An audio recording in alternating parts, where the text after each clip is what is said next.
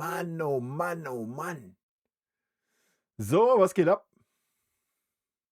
Jetzt hier mal noch eben 2, 3 Sachen hin und her schieben.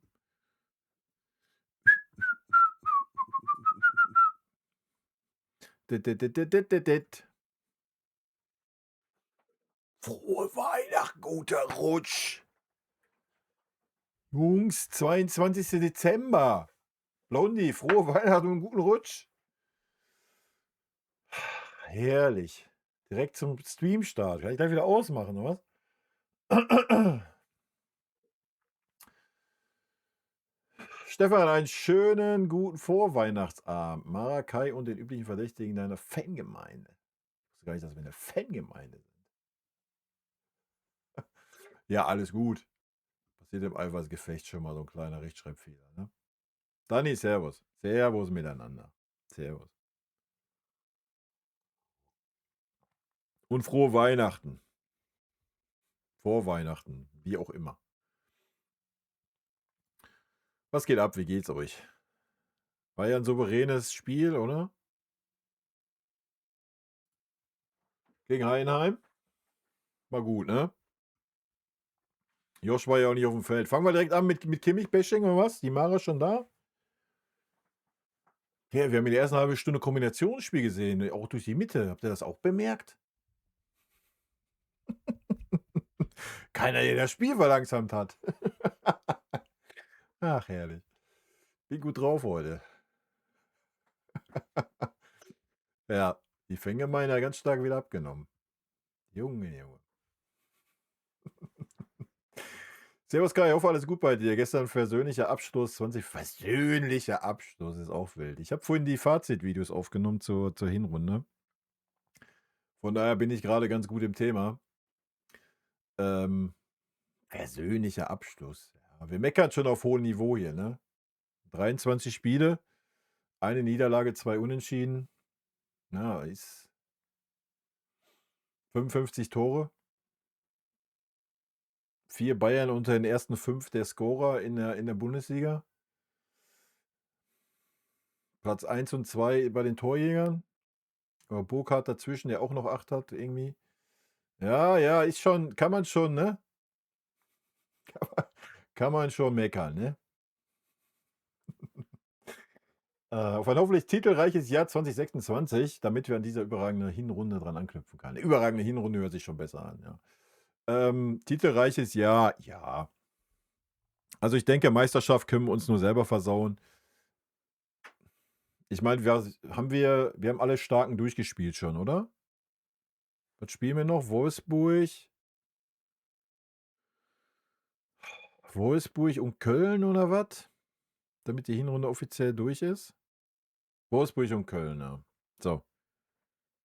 Ja, gehen wir mal davon aus, wir haben trotzdem 9 Punkte Vorsprung. Das heißt, du könntest in der Rückrunde gegen Dortmund, Leipzig und Leverkusen verlieren und wirst sehr wahrscheinlich trotzdem Meister werden.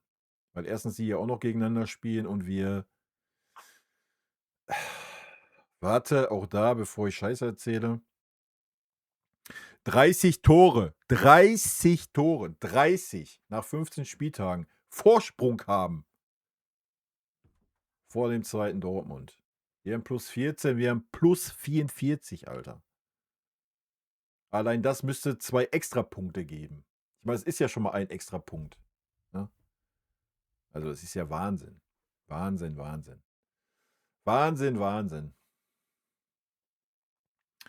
Ja. Und haben alle direkten Verfolger in der Rückrunde auswärts. Ja, wen interessiert's? Also wie gesagt. Also in Dortmund kannst du schon mal einen Punkt lassen oder so, ja, weil das sind schon mal wilde Spiele. In Leverkusen weiß ich nicht, sehe ich jetzt nicht als so wild an dieses Jahr. Leipzig ist auch irgendwie eine Wundertüte, die haben immer mal so ein Hoch und dann kriegen die wieder 3 Spiele auf die Fresse und das ist alles nichts Ernstzunehmendes. So, Dortmund ist das einzig Ernstzunehmende in meinen Augen, habe ich schon vor der Saison gesagt. Aber die sind da auch nicht so ernst zu nehmen, dass du ernsthaft sagst, ich bin auch kein Freund davon, die Meisterschaft am 15. Spieltag an uns zu vergeben, ja. Nicht ganz so weit von entfernt, weil es kann immer mal irgendwas schlecht laufen, ne? Habe ich ja auch schon gesagt. Stellt euch vor, Heavy fällt mal ein halbes Jahr aus. Dazu noch Michael, dann wird's dünn, was das Tore-Schießen angeht. Ja, mein Gott.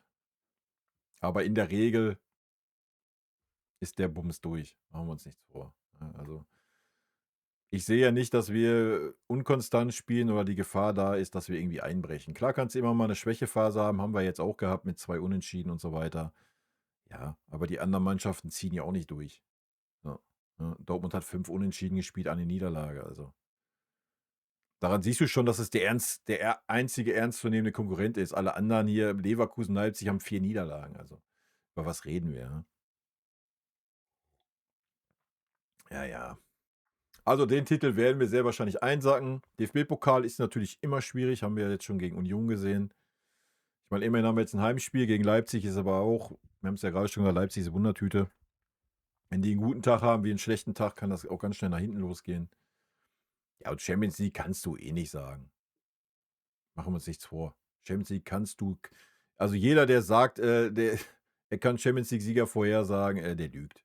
Das geht nicht. Das ist ein Ding der Unmöglichkeit. Das ist von so vielen Faktoren abhängig, Alter. Von Tagesform, von Verletzungspech oder nicht. Ja. Von Losglück. Wir haben es letztes Jahr gesehen. Also Paris ist was? 23. weitergekommen. Liverpool hat alles wegrasiert in der Vorrunde und sind direkt raus. Also von Schiedsrichter-Fehlentscheidungen, das ist so viel Kleinigkeiten. Ne? Also das kann kein Mensch vorhersagen. Ja, wenn du deine PS auf dem Rasen bekommst, hast du gute Chancen, vielleicht mal ein bisschen weiterzukommen. Ja, und wenn nicht, dann hast du gesehen gegen Arsenal. Dann gehst du halt 3-1 nach Hause und ja, dann ist der Bums auch durch. Ne? Also, das kann keiner wirklich ernsthaft vorhersagen, was in der Champions League passiert. Das ist einfach so. Dafür sind da viel zu viele gute Mannschaften auf einem hohen Niveau. Das hast du in der Bundesliga halt nicht, so ehrlich müssen wir sein. Hm. Nee, was ich eigentlich damit sagen wollte ist, ja, Titel schön und gut. Viel wichtiger ist doch die Art und Weise erstmal, wie wir auftreten. Und dann kommen doch Titel auch von ganz alleine. Und das tun wir doch. Und wie gesagt, wenn wir jetzt noch Josh ersetzen, damit unser Spiel mal schneller wird, dann hält uns doch nichts mehr auf. Haben wir doch gesehen gegen Heidenheim, oder? Mann, Mann, Mann, was das ein flottes Spiel.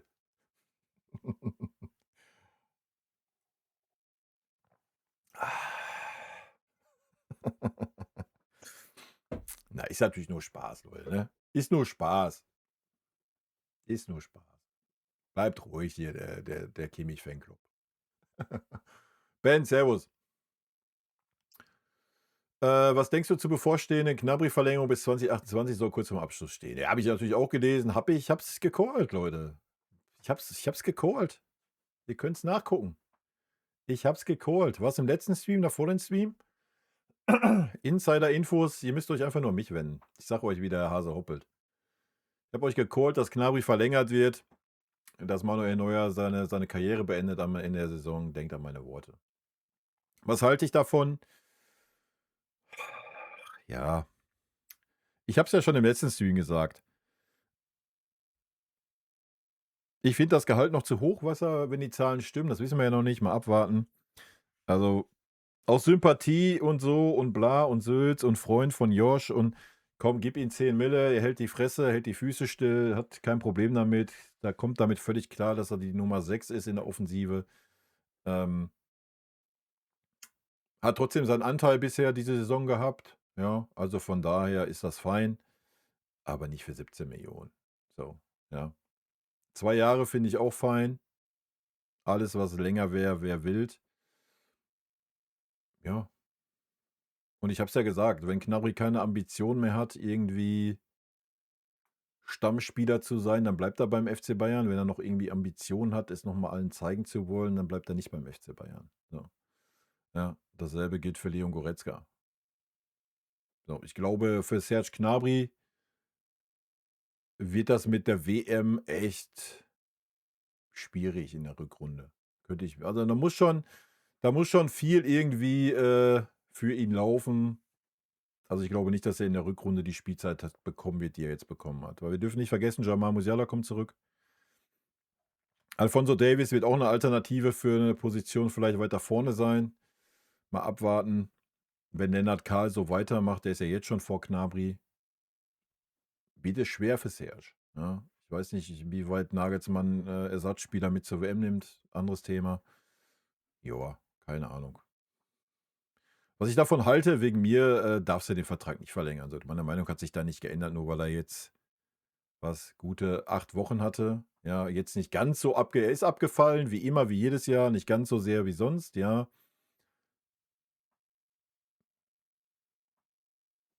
Wenn der Serge sagen würde: „Komm, ey, ihr habt mich die letzten 5 Jahre mit Geld zugeschissen und ich habe keine Leistung gebracht. Ich spiele jetzt für 'n obligatorischen Euro noch 3 Jahre bei euch“, dann würde ich sagen: „Let's go.“ Alles andere, sorry, weiß ich nicht. Kannst du auch lieber 'n Lennart Kahl an die Stelle setzen, so, weißt du? Und der ist ja nicht der Einzige, der da ist, ne? Ja. Ich denke, wir haben genug Erfahrung im Team. Du musst nicht jeden Spieler nur halten, weil er viel Erfahrung hat. So, ja. Und wie gesagt, beim Gnabry fehlt mir einfach der Hunger und der Anspruch. Der Anspruch zu sagen, das ist wie beim Nübel, ne? Beim Gnabry fehlt mir einfach der Anspruch zu sagen: „Ey, komm, ich will hier noch mal Stammspieler beim FC Bayern sein. Ich möchte noch mal“ so. Den Anspruch hat er halt einfach nicht. Das merkst du, das siehst du und ja. Aber ist okay, mein Gott. Dafür macht er kein Terz oder sonst was. Muss der FC Bayern wissen, Alter. Wir haben ja eh nix zu sagen.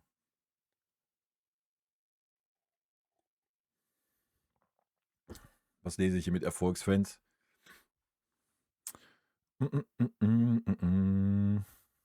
Offensive einfach Sané. Ja, zum Glück nicht mehr. Ich finde, Double aus Meisterschaft und Pokal muss es wieder sein. Ja, muss. Pokal ist halt auch immer alles möglich. Sind halt K.O.-Spiele, ne? Das kannst du halt nicht vorhersagen. Kannst du halt einfach nicht. Ist so.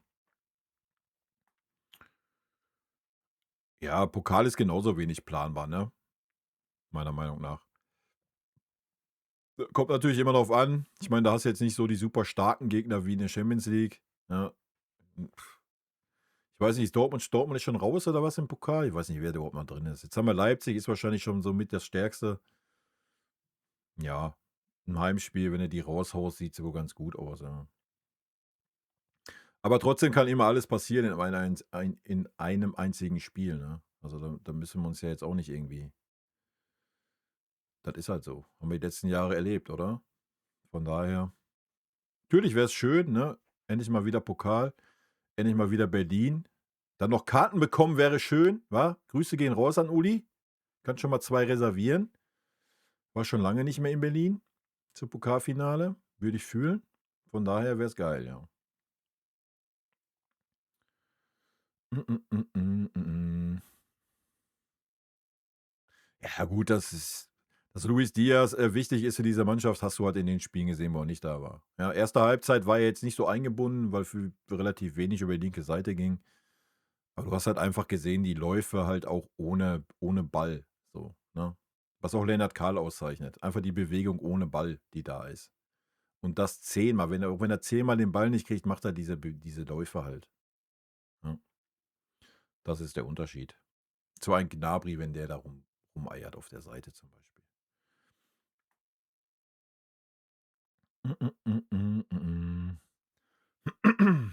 So, wen ersetzen wir jetzt? Josh oder was? Ja, ich denke auch. Durch Bischof, oder?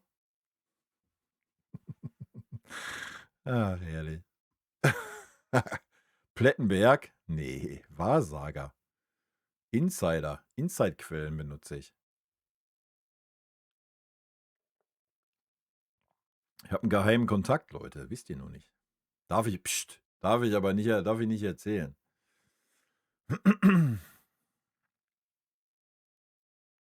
Guck dir Füllkrug an, der wechselt jetzt auch nochmal, damit er eine Chance auf die WM hat. Ich weiß nicht, ob der überhaupt noch eine Chance auf die WM hat, wenn du da einen Woldemade hast.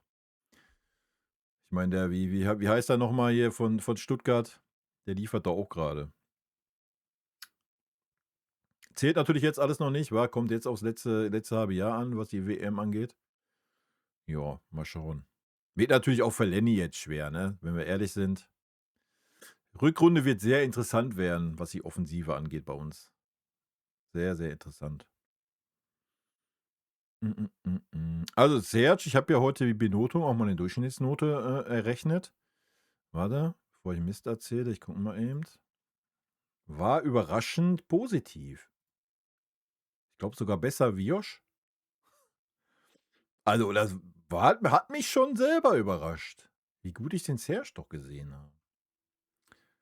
Serge Gnabry hat eine 3,09er Note, Durchschnittsnote, bei 17 bewerteten Spielen von 23. Ich meine, also für Serge-Verhältnisse ist das überragend, schon fast. Natürlich keine 17 Millionen wert, anderes Thema, aber Hut ab. Ach, herrlich. Ich finde, Ito hat gestern gut gespielt. Ito ist eh eine Maschine, Alter. Ito ist echt eine Maschine. Ich hoffe, dass Kompanie in Ito echt einbaut. Dann werden wir sehr, sehr viel Freude an dem haben. Gestern gut gespielt, finde er strahlt so eine Ruhe aus, vor allem auch mit Ball als Linksfuß, Daumen drücken, dass er fit bleibt. Ja, kann er auch. Ne, vor allen Dingen gibt er uns auch ein bisschen mehr Variabilität. Alleine Dreierkette hinten, eine ordentliche Dreierkette.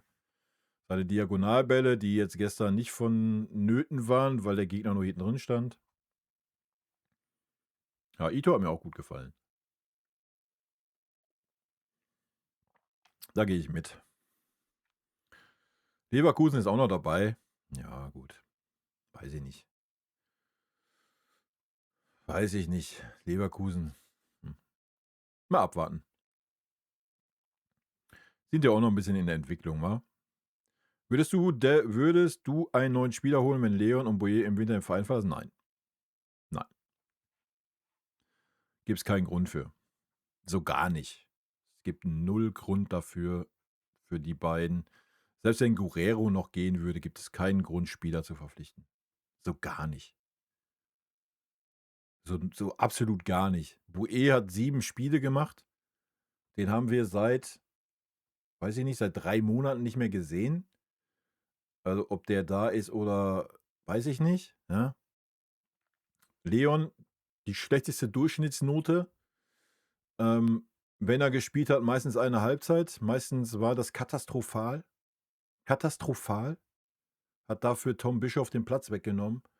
Wäre wirklich sportlich null Verlust für uns. Wirklich null.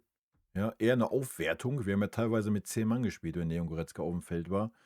Und dasselbe gilt für den Rafael Guerrero, Alter. Ja, der hat 2, 3 gute Aktionen gehabt. Einmal in der Champions League, zweimal in der Bundesliga. Hat er mal gute 20 Minuten gehabt. Ansonsten war das auch teilweise, als wenn du mit 10 Mann spielst, wenn der auf dem Feld war. Ja. So, das sind Spieler, ganz ehrlich, was die geleistet haben, diese Spieler, wenn du das Spiel gegen Heidenheim gesehen hast, ja, dann kannst du auch so einen jungen Jaus da reinwerfen. Der leistet dasselbe, wenn nicht besser. Ja, und von daher, nee, kannst du voll einsparen, die 3. Komplett. Sehe ich gar kein Problem. So gar nicht. Wie gesagt, Boe spielt keine Rolle. Rechtsverteidiger hast du Stani. Hast du zur Not Conny Leimer. Du kannst zur Not auch eine Dreierkette spielen hinten. Sollte auch nicht das Problem sein. Wenn alle Stricke reißen, könnten wir was ganz Wildes machen. Was ganz Wildes. Und wir könnten den Kapitän der deutschen Nationalmannschaft auf seine Position im Verein stellen, die er bei der WM spielen wird. Als Rechtsverteidiger. Mann. Wäre das wild, oder? Und auf der linken Seite, hast du Ito, Davis und auch einen Conny, einen Stunny, der da spielen kann. Also, alles gut. Thales, servus. Bayern hat dieses Jahr den Vorteil in der UEFA Champions League, den Paris letzte Saison hatte. Die Meisterschaft wird durch spätestens Ende März entschieden sein, realistisch wohl schon Ende Februar, so dass sie nur noch rechnerisch offen ist. Kompany muss es besser machen als letzte Saison und Schlüsselspielern gezielt Pausen geben, so wie Luis Enrique bei den Spielern wie Dembele oder Doué nicht mehr als 5. Startelfer in der Liga hatten. Ja, das muss Kompany besser machen, hat er ja auch schon jetzt im Laufe der Hinrunde, denke ich. Da ist trotzdem noch Verbesserungspotenzial, das sehe ich ähnlich. Und das hätte man auch letzte Saison machen müssen zwischen den Interspielen. Auch wenn das Spiel gegen Dortmund war, am Ende hat das Spiel auch keine Rolle gespielt. Ja, so, und da musst du die Eier haben. Er hat da letzte Saison nicht gehabt, hat er ja auch ein bisschen erklärt, warum mittlerweile in den PKs. Einfach weil ihm Stabilität wichtiger war als neuer Trainer bei neuen Vereinen und ja, kann man alles nachvollziehen, eben weil auch der Druck da war mit Finale daheim und so 'n Scheiß. Ähm, ja, kann man verstehen, ne? Dieses Jahr muss das anders laufen, ja, definitiv. Tut er ja auch schon, auch wenn nicht ganz. Teilweise hat man's nicht verstanden, wie vorm Pokalspiel gegen Union mit bei Pauli, dass da alle aufgelaufen sind, obwohl wir zweite Halbzeit gegen Arsenal schon tot waren, von der Fitness her. Das habe ich nicht verstanden. Aber gegen Leverkusen hat das ja schon gezeigt und ansonsten auch, ja, wenn man sich die Einsätze so anschaut, ist alles gut, denke ich. Das passt schon. Undav meinte ich, genau, ja. Äh, äh, äh, äh, äh. Das muss nicht immer ein Vorteil sein, siehe zur Pep-Zeit bei uns, da war Meisterschaft auch im März teils entschieden und in der Champions League dann auch nicht ganz großen Wurf geschafft. Es kann ein Vorteil sein, muss aber nicht. Ja, ich finde, das kann man nicht ganz vergleichen. Ich glaube, Pep war einfach immer viel zu verkopft. Ja. Der war der war viel zu verkopft, der Typ. Bei dem hast du ja das Gefühl gehabt, der hat vor jedem Spiel, 3 Tage vorher 100 Varianten des Spiels, was kommen wird, durchgespielt im Kopf. Jeden einzelnen Einwurf, jede einzelne Ecke, das war zu verkopft, glaube ich. Ja. Ich glaube, das war ein großer Faktor. Deswegen hat es dann nicht ganz gereicht für den großen Wurf, glaube ich. Ich glaube, in bestimmten Spielen, wenn es wirklich so um alles geht, glaube ich, musst du einfach mal das Vertrauen in deine Arbeit bis dahin haben und einfach mal die Mannschaft ein bisschen machen lassen in gewissen Weise, ne? Und das konnte Guardiola nicht. Das war, glaube ich, so sein Thema bei uns und auch bei City in der Anfangsphase. Dass er wirklich alles klein, klein kontrollieren wollte, ja. Der wäre ja im Dreieck gesprungen, wenn Harry Kane das gemacht hätte, was er bei uns jetzt gemacht hat. Wenn er auf einmal auf einer Sechserposition rumgelaufen wäre und das nicht so gewollt gewesen wäre.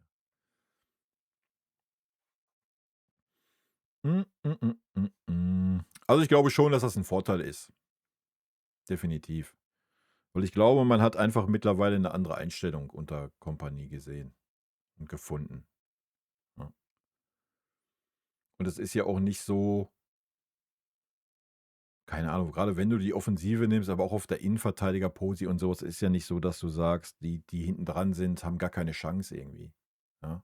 Ist ja Konkurrenzkampf da. Das ist halt auch noch so ein Faktor.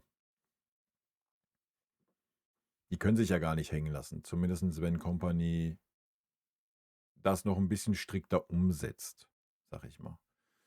So 'n Goretzka kannst du natürlich eigentlich nicht vertreten sportlich vor dieser Mannschaft, ja. Kannst du grade machen, ja, weil Tom Bischoff 'n Neuzugang ist, noch relativ jung ist, der hält noch die Gosch. Aber ansonsten kannst du 'n Leon Goretzka sportlich ja nicht vertreten. Schon gar nicht mit Kimmich gleichzeitig aufm Feld. Das ist ja grausam. Das kannst du dir ja nicht angucken, ja. So, also mal abwarten. Aber vielleicht löst sich das Thema ja von alleine in der Rückrunde, wird man sehen. Hm, hm, hm, hm, hm. Zeichenhimmel, so was gibt's, ne?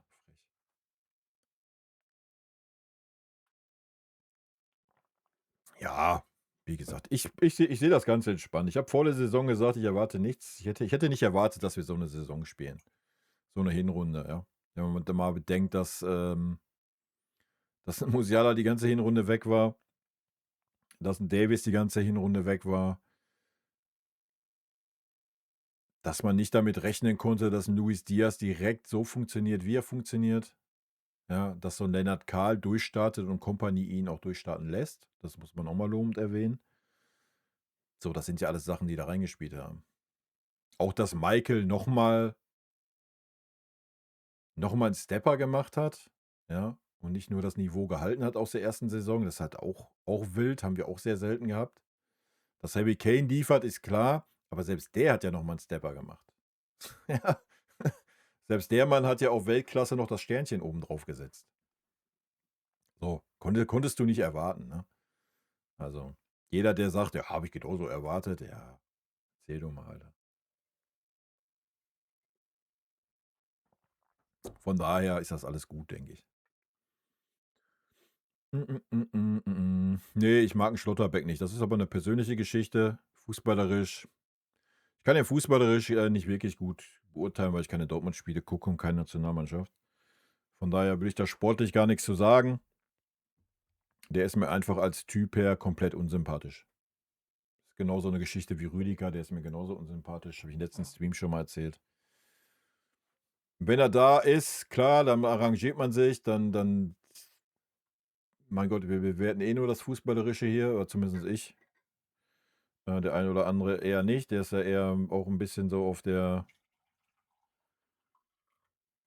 ich bewerte eher den Spielertyp oder was. Aber so vom boah, der ist mir einfach unsympathisch, der Mensch. So, man hat das einfach, weißt du? Es gibt Menschen so, die trifft man und die sind einem unsympathisch und das ist bei mir der Fall. Ich kann den nicht. Und ich habe das letzte Mal schon mal gesagt, der hat 'n Bayern-Angebot auch abgelehnt, ist dann lieber nach Dortmund gegangen. Das ist für mich 'n rotes Tuch dann, weißt du? Brauche ich nicht bei uns. Wir sind ey, wenn Opa geht, ganz ehrlich, habe ich auch heute im Video gesagt, letzte Woche auch schon.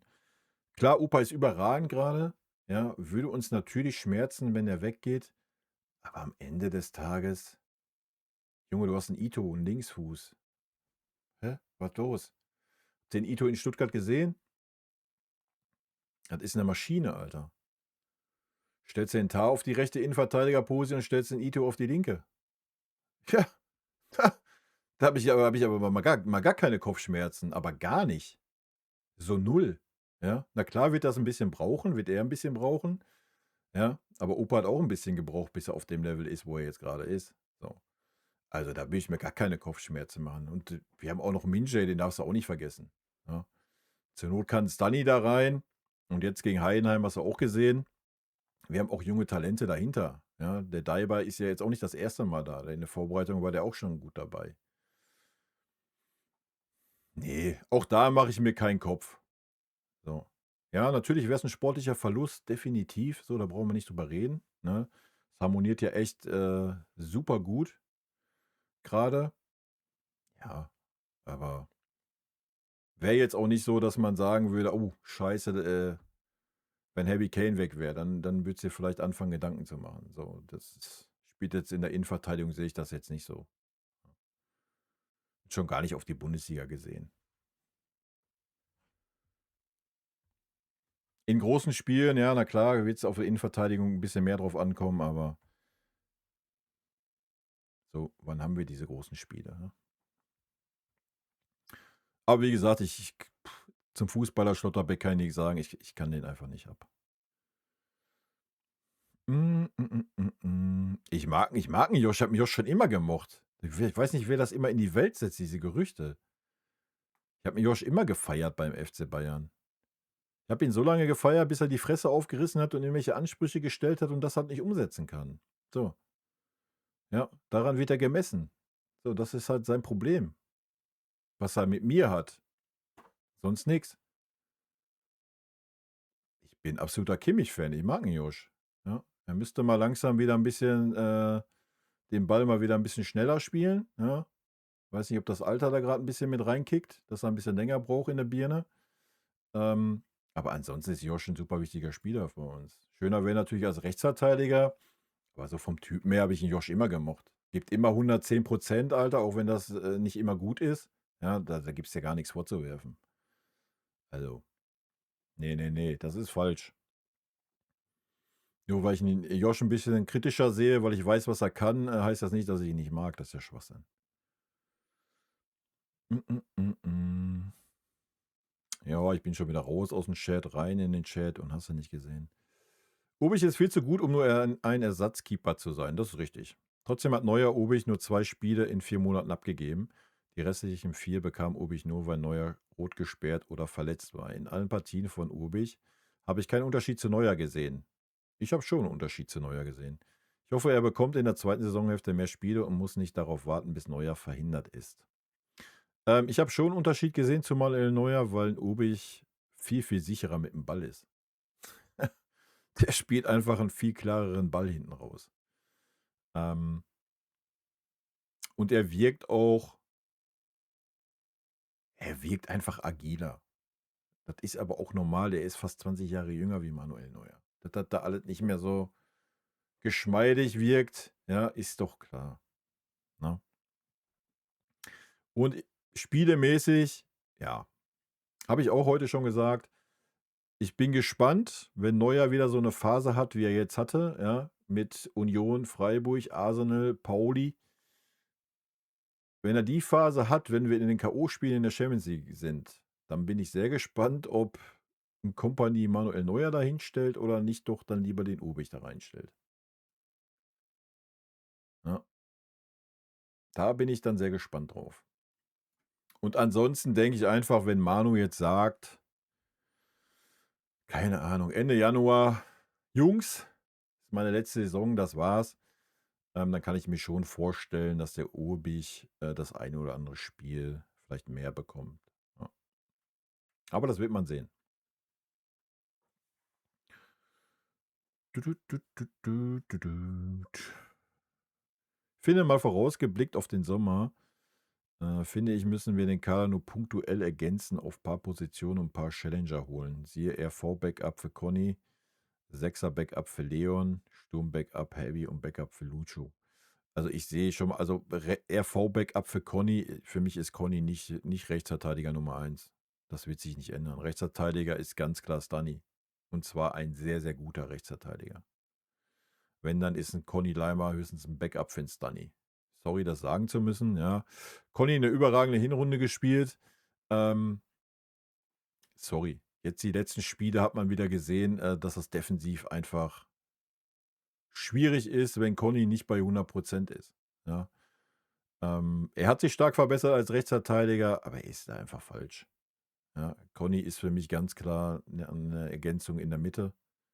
Ja, deswegen habe ich gerade schon gesagt, ich habe gar keine Kopfschmerzen, wenn Leon Goretzka den Verein verlässt. Alles gut, hau rein, tschüssi. Haben wir immer noch 4 Spieler für 2 Posis, beziehungsweise 3 Vereine. Da der König ja immer spielt, haben wir ja gelernt.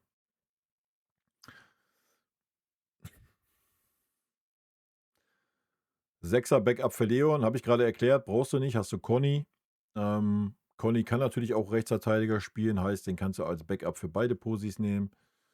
Ansonsten, ja, brauchst du ein RV-Backup, dann musst du irgendein junges Talent holen, den kannst du gerne dahinter stellen. Mehr aber auch nicht. Sturm-Backup wirst du keinen finden, der ansatzweise sagt: „Ey, ich setze mich hinter Heavy auf die Bank.“ Ja, auch da wirst du maximal, ich weiß nicht, warum der Jackson sich das auf sich genommen hat, keine Ahnung. Ähm, wirst du aus meiner Sicht auch maximal irgendwas aus der eigenen Jugend ziehen können oder sowas. Oder du musst halt 'n Spieler echt mit 'ner Menge Kohle überzeugen. Weil wie viele Spiele bekommst du als Harry Kane Backup?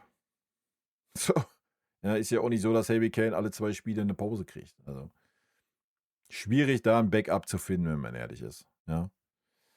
Ähm, Backup für Lucho, ja, wenn du mit Gnabry verlängerst, brauchst du kein Backup, weil dann ist die Kohle besetzt.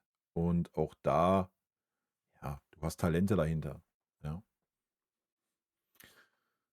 Man muss einfach mal 'n bisschen mehr an die Jungs glauben und die Jungs fördern, anstatt immer zu sagen, keine Ahnung: „Ich haue 30, 40 Mille raus, um 'n Spieler zu haben, der was 10, 12 Spiele macht im Jahr.“ Ich meine, grade für Lucho, also über was reden wir? Das ist ja 'n Spieler, das ist ja kein Serge Gnabry, der alle 3 Wochen ausfällt. So, der ist ja wie Conny, ne? Oder wie Heavy. Das sind Spieler, die spielen halt immer. Wenn sie nicht gesperrt sind, spielen die, ja? So, wer setzt sich schon dahinter auf die Bank, weißt du? Schwierig halt, auf dem Level. Und wirklich 'n Konkurrenzkampf, boah, weiß ich nicht. Das ist ja auch, was ich vorhin sagte, so, wenn du jetzt sagst, man zieht 'n Alphonso Davies einen nach vorne. Ey, ich wüsste jetzt gerade nicht, wo Fonzie Davies auch nur ansatzweise 'n Lucho in Bedrängnis bringen sollte, dass er eine Alternative für die Startelf wäre, ja. Keine Ahnung, schwierig. Genauso Gnabry halt, ja. Keine Ahnung, wir haben's ja auch jetzt gesehen gegen Heidenheim. Das sind junge Spieler, die seit 8 Monaten bei der ersten Mannschaft mittrainieren, die bei der Club-WM dabei waren. Ja, also wenn wir wirklich über die zweite Garde, wenn wir über Ersatzspieler reden, über Backups, ja, dann musst du da anfangen. Ganz einfach. Ja, und wenn du dann siehst, so, ach komm, das reicht irgendwie nicht, dann kannst du immer noch sagen, komm, ich nehme Geld in die Hand. Aber immer nur Geld in die Hand nehmen, um irgendwas auf die Bank zu setzen, ich denke, das haben wir lang genug gemacht. Das brauchen wir nicht mehr. Dafür haben wir 70 Millionen in unser Nachwuchszentrum investiert in den letzten Jahren. Mm, mm, mm, mm, mm. Ja, das ist egal, ob er nichts abgeben möchte. Er wird dann was abgeben müssen. Wirst du schon sehen. Weil du kannst natürlich nicht einen Torwart, der nur Spielpraxis hat, dann in die neue Saison gehen.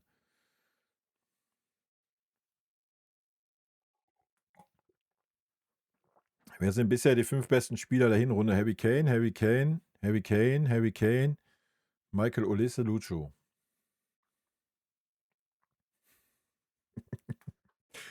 Nein, das ist schwierig zu sagen. Ich kann ja mal nach meinen Noten gehen. Können wir es hier einfach mal pragmatisch machen. Bester Spieler nach meiner Benotung, die Durchschnittsnote von den 23 Spielen ist Harry Kane mit einer 2,13. Lass mich gucken. Zweitbester ist Luis Diaz mit 2,35. Drittbester ist Olise mit 2,47. Dann wird's eng.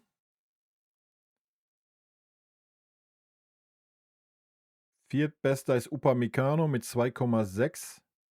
Danach ist es auf einer Höhe. Das ist einmal Jonathan Tah mit 2,71. Conny Leimer mit 2,71. Ganz knapp dahinter ist Lennart Kahl mit 2,78. Pavlo mit 2,88. Ja. Kannst schon die 3 Offensiven plus unsere beiden Innenverteidiger kannst du eigentlich schon nennen. Ne? Waren schon so am auffälligsten.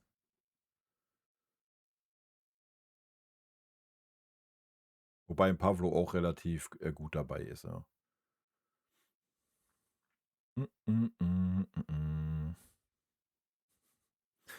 Ja, aber nur weil er freiwillig nicht da war, der Josh.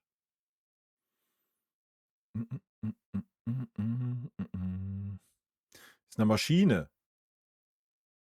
Ist eine Maschine. Ich sag ja, wir haben viele gute dahinter. Deswegen sage ich ja, ich mache mir da gar keine Sorgen. Ja. Wir können uns Sorgen machen, wenn wir über etablierte Spieler reden. Oder wenn wir jetzt eine Mannschaft hätten, keine Ahnung, wo der Altersdurchschnitt 23 wäre oder 22. Aber ganz ehrlich, wenn so ein Gnabry aufhört, der 30 ist, wenn so ein Goretzka weg ist, der was 30, 31 ist, dann verlierst du natürlich eine gewisse Erfahrung, ja. Aber du hast doch immer noch so viel geballte Erfahrung auf dem Feld, Alter. Du hast einen Kimmich, der gefühlt seit 400 Jahren Fußball spielt. Du hast einen Harry Kane, der seit 500 Jahren gefühlt Fußball spielt. Und das sind nur 2. Ja, da kannst du noch einen Jonathan Tah mit in die Verlosung nehmen.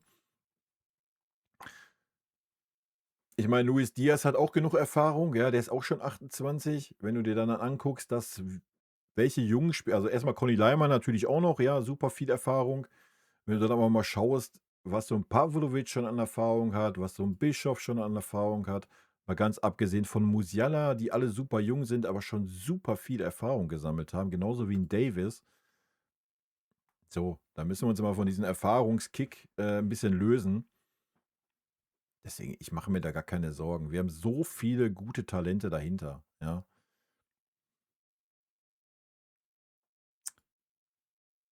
Ja, ist halt so. Ja, Conny war ja auch ein Spieler der Hinrunde. Steht ja außer Frage. Ist ja gerade aufgezählt, die 4 beste Note, Durchschnittsnote. Ist für mich trotzdem kein rechter Verteidiger auf lange Sicht. Das wird sich auch nicht ändern, die Meinung. Gerade wenn du die letzten Spiele dir anschaust, die letzten Spiele war wieder sehr wild in der Defensive. In der Offensive ist das ein No-Brainer, aber das Defensivverhalten war wieder Vogelwild, Alter. Und das wird auf dem super hohen Level dann nicht reichen.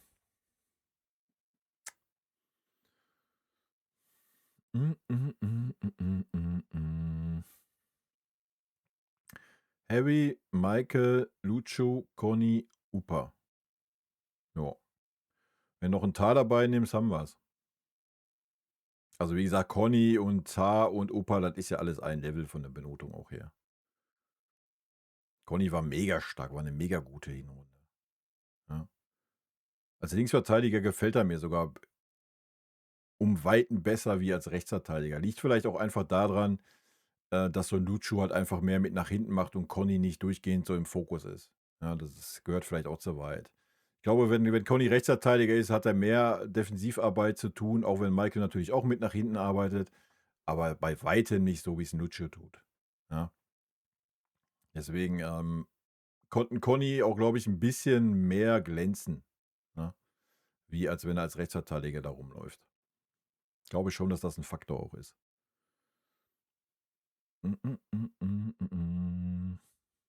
Aber als Rechtsverteidiger ist für mich Conny nur Backup. Da ändere ich meine Meinung auch nicht. Stunny ist für mich der Rechtsverteidiger bei uns im Team. Punkt. Aber auch da kann natürlich jeder seine Meinung haben, wa?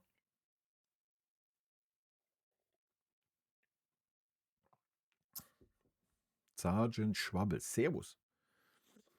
Ich habe schon Horrorgeschichten über Knabris anscheinend bald kommende Vertragsverlängerung gehört, wonach Knabri mit Boni bis zu 15 Millionen verdienen kann. Ja. Darauf wird es sehr wahrscheinlich hinauslaufen, ja.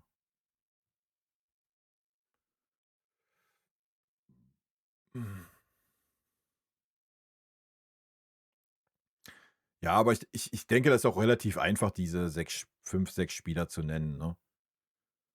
Also eigentlich haben, ja, wenn wir ehrlich sind, wir können es ja mal ganz kurz durchgehen. So.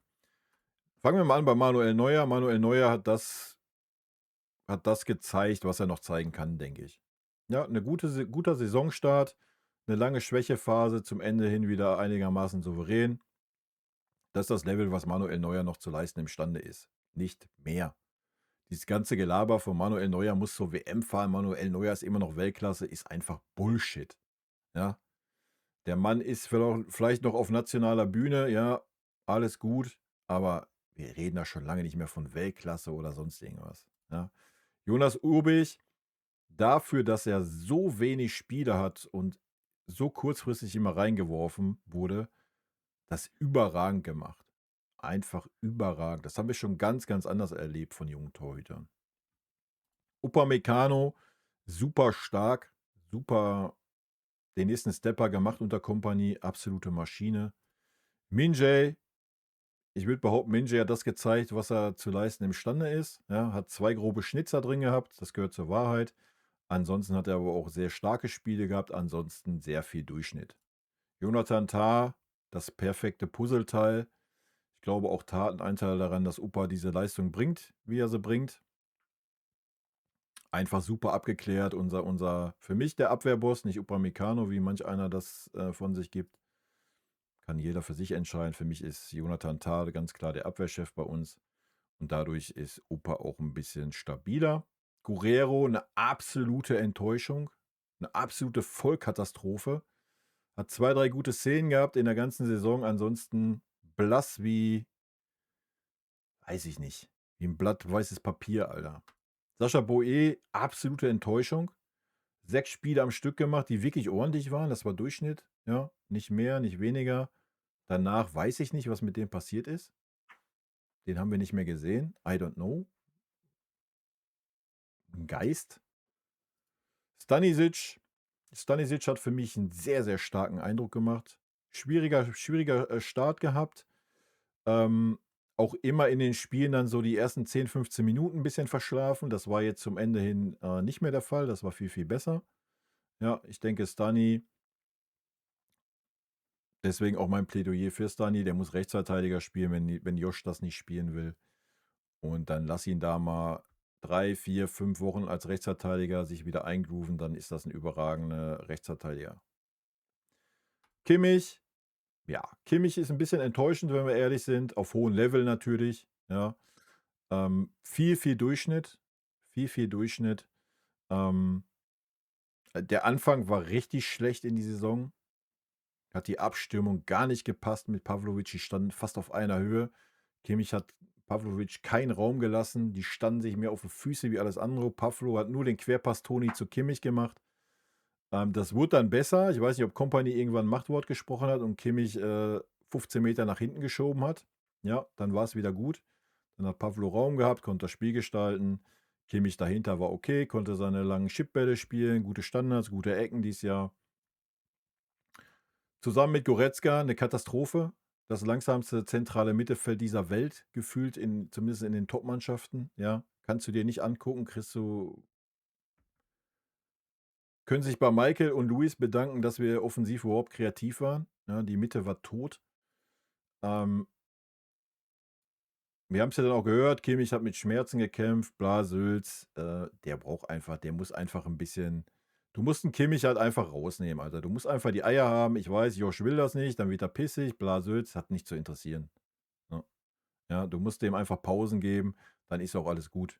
Ja, wenn Kimmich wieder das Niveau hat, Kimmich, Pavlovic, das war überragend letzte Saison teilweise. Ja, da müssen wir wieder hinkommen, wenn es in die heiße Phase geht. Tom Bischoff, grandios eingeschlagen, meiner Meinung nach. Ja, 2 schlechte, mittelmäßige Partien als Linksverteidiger gemacht. Völlig zu Recht. Der ist alles aber kein Linksverteidiger. Punkt. Ja. Weiß ich nicht, was diese Scheiße soll. Einfach damit Leon Goretzka Spielzeit kriegt. Zum Kotzen. Ja. Hat ein überragendes Spiel gemacht mit Note 1, wo er in der Zentrale spielen durfte bei uns. Und danach durfte er nie wieder in der Zentrale spielen. Ja. Ja. Können wir die Verschwörungstheorie aufmachen? Warum? Machen wir jetzt nicht. Haben wir letzte Woche gemacht. Überragend reingekommen beim FC Bayern. Muss einfach mehr Spielzeit und mehr Vertrauen kriegen. Conny Leimer, überragende Hinrunde. Ja, überragend. Hat teilweise unser Spiel getragen von der Linksverteidigerposition. Also die Seite Conny Leimer, Luis Diaz, die ist mega brutal, sowohl defensiv wie offensiv. Ja. Und es ist super schade, dass man die in der Rückrunde auseinanderreißt, ja, weil dann wird Davis die komplette Spielzeit kriegen, bin ich mir 100% sicher. Kompany ist ein riesen Davis-Fan. Mal abwarten, ja. Aber haben wir ja schon gesehen, weil Conny Leimer jetzt schon wieder auf die rechte Seite gegangen ist. Ja, mal abwarten, bin ich sehr gespannt. Pavlovic, auch eine sehr, sehr starke Hinrunde, ja. Probleme gehabt am Anfang, habe ich gerade aber auch erklärt, warum. Weil Kimmich ihm auf die Füße stand, zum großen Teil. Das wurde dann irgendwann wieder viel, viel besser. Zwischenzeitlich auch ein bisschen zu viel Querpass, Toni, von Pavlovic. Ja, ein bisschen zu viel von Kimmich abgeschaut. Das geht besser. Serge Gnabry für seine Verhältnisse auf jeden Fall überperformt. Aber ansonsten wie immer stark angefangen. Ja. Und dann ging die Kurve wieder so. Allerdings nicht ganz runter wie sonst. Es ist noch ein Level, was du dir angucken kannst, was okay ist. Ja. Haben wir viel, viel schlechter gesehen. Harry Kane, Mann der Hinrunde, Punkt. Ja, ohne Wenn und Aber. Der hat 4 Positionen gleichzeitig gespielt in der Hinrunde. Da gibt es 1 mit Sternchen. Luis Diaz für Neuzugang grandios. Ja, für uns als Fans sowieso geil, weil wir endlich mal wieder einen Spieler auf einer Außenbahn haben, der Bock hat. Ja, und kein lustlos Sané oder lustlos Gnabry da rumdümpeln sehen. Und wie gerade schon gesagt, in Kombo mit Conny Leimer, Alter, eine brutale linke Seite. Ja. Michael Olise, genauso überragend auf der rechten Seite, macht da weiter oder sogar noch einen Stepper mehr, wie er letzte Saison aufgehört hat. Dazu hast du einen Lennart Kahl aus der eigenen Reihe, jung, frisch, unbekümmert rein, liefert, punktet, hat sogar einen Serge Gnabry schon ausgestochen in den letzten Wochen, ja, war immer vor ihm gesetzt, völlig zu Recht. Ja, wenn der Hype da ist, muss er den Hype mitnehmen, solange er anhält. Überragend, sehr schön, sehr, sehr, sehr schön sich anzuschauen. Niklas Jackson, der ein bisschen enttäuscht hat, wie ich finde, fairerweise aber auch wenig Chancen hatte, ist, was ich gerade sagte, hinter Harry Kane. Was erwartest du da, wie viele Chancen du bekommst? Ja. Ansonsten in der Zentrale als Zehner oder sowas, das kann der nicht. Das ist nicht sein Spiel. Ja, wir haben gesehen, wenn er die Chancen hat vorm Tor, ist er eiskalt, macht die Dinge auch weg. Vielleicht wäre noch eine Option auf Außen, ich weiß es nicht. Ansonsten wahrscheinlich eher mit einer Doppelspitze. Ich habe es schon gesagt, könnte ein Faktor werden, Niklas Jackson, wenn es in die heiße Phase geht. Ja, wenn es in K.O.-Spiele geht und wir gegen Gegner spielen, die ein bisschen stärker sind, wo wir auch Raum haben. Dann kann Jackson schon ein Faktor werden mit seiner Schnelligkeit da vorne und seinem Torinstinkt. Ja. Der Rest ist nicht erwähnenswert. Ne? Musiala kein Faktor, Ito Davis können wir noch nicht bewerten. Ule hat kein Spiel gemacht und Wisdom Mike, der seine 4 Kurzeinsätze hatte, können wir auch nicht wirklich bewerten. So. Also wir haben eigentlich nur 2 Spieler, die wirklich schlecht waren. Und das war ganz klar Guerrero und Leon Goretzka.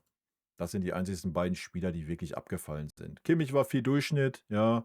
Boe war viel Durchschnitt, sehr wenig gesehen. Alles andere sehr gut. Gut bis sehr gut. So kann man es kurz zusammenfassen. So, Finn, moin. Stabile Bayern-Tasse, ist das ein Limited Edition? Was, die hier? Ich glaube nicht, dass das eine Limited Edition ist. Oder meinst du die hier? Ich habe noch ein paar.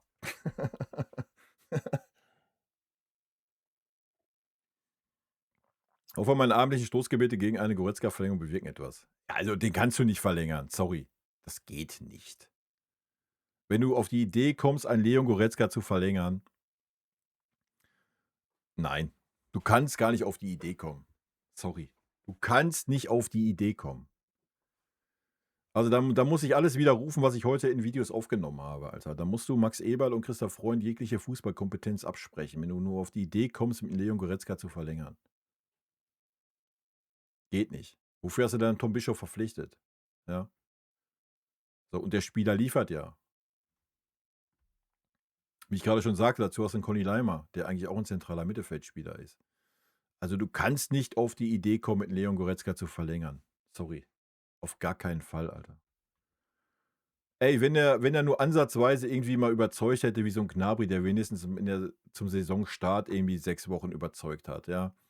Ey, dann könntest du das Fass ja aufmachen. Dann könnte man ja wirklich diskutieren.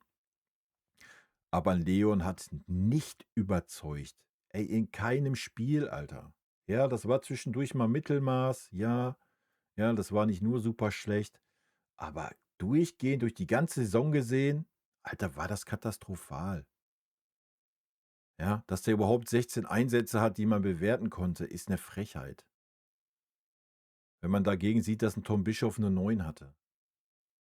Das ist eine Frechheit, dass der 16 Einsätze hat. Das ist eine Vollkatastrophe. Ja, und die hat er nur, weil die verfickte WM ansteht und ein Kompanie so ein, ja, so ein Faible hat für Erfahrung, für erfahrene Spieler und ihm gönnen möchte und bla und Sülz. Deswegen hat Leon Goretzka 16 Einsätze. Wenn er nur ansatzweise mal überzeugt hätte, Leon Goretzka, ja, dann wäre er nicht jedes Mal zur Halbzeit oder kurz danach wieder ausgewechselt worden. Leon war dann auffällig, wie jetzt auch gegen Heidenheim, wenn Kimmich nicht da ist. Kimmich und Goretzka, es geht nicht. Es geht nicht mehr. Das sieht ein Blinder mit einem Krückstock, Alter.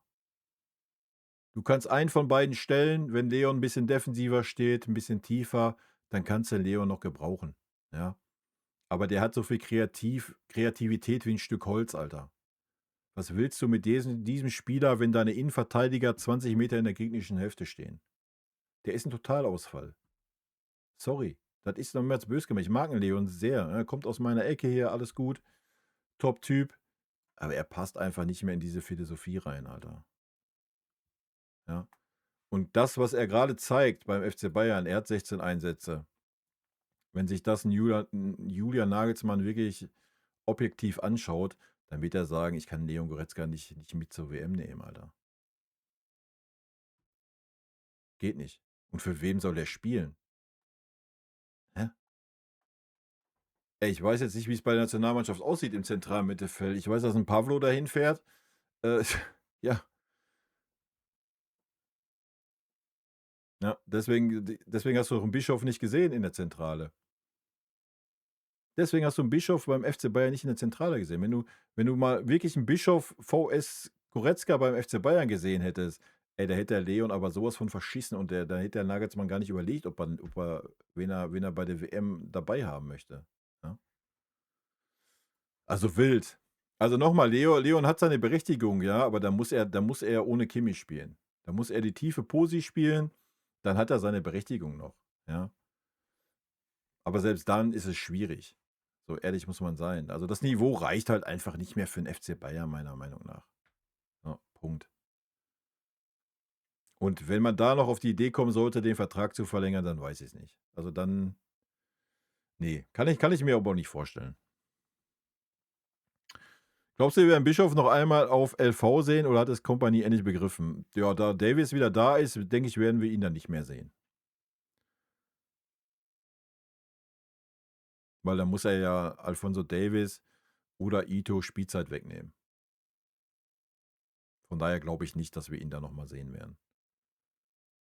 Und wie gesagt, vielleicht erledigt sich das Problem von Leon ja von selber und er geht irgendwo hin, wo er Spielzeit, wo er Stammspieler ist und spielen darf in der Rückrunde.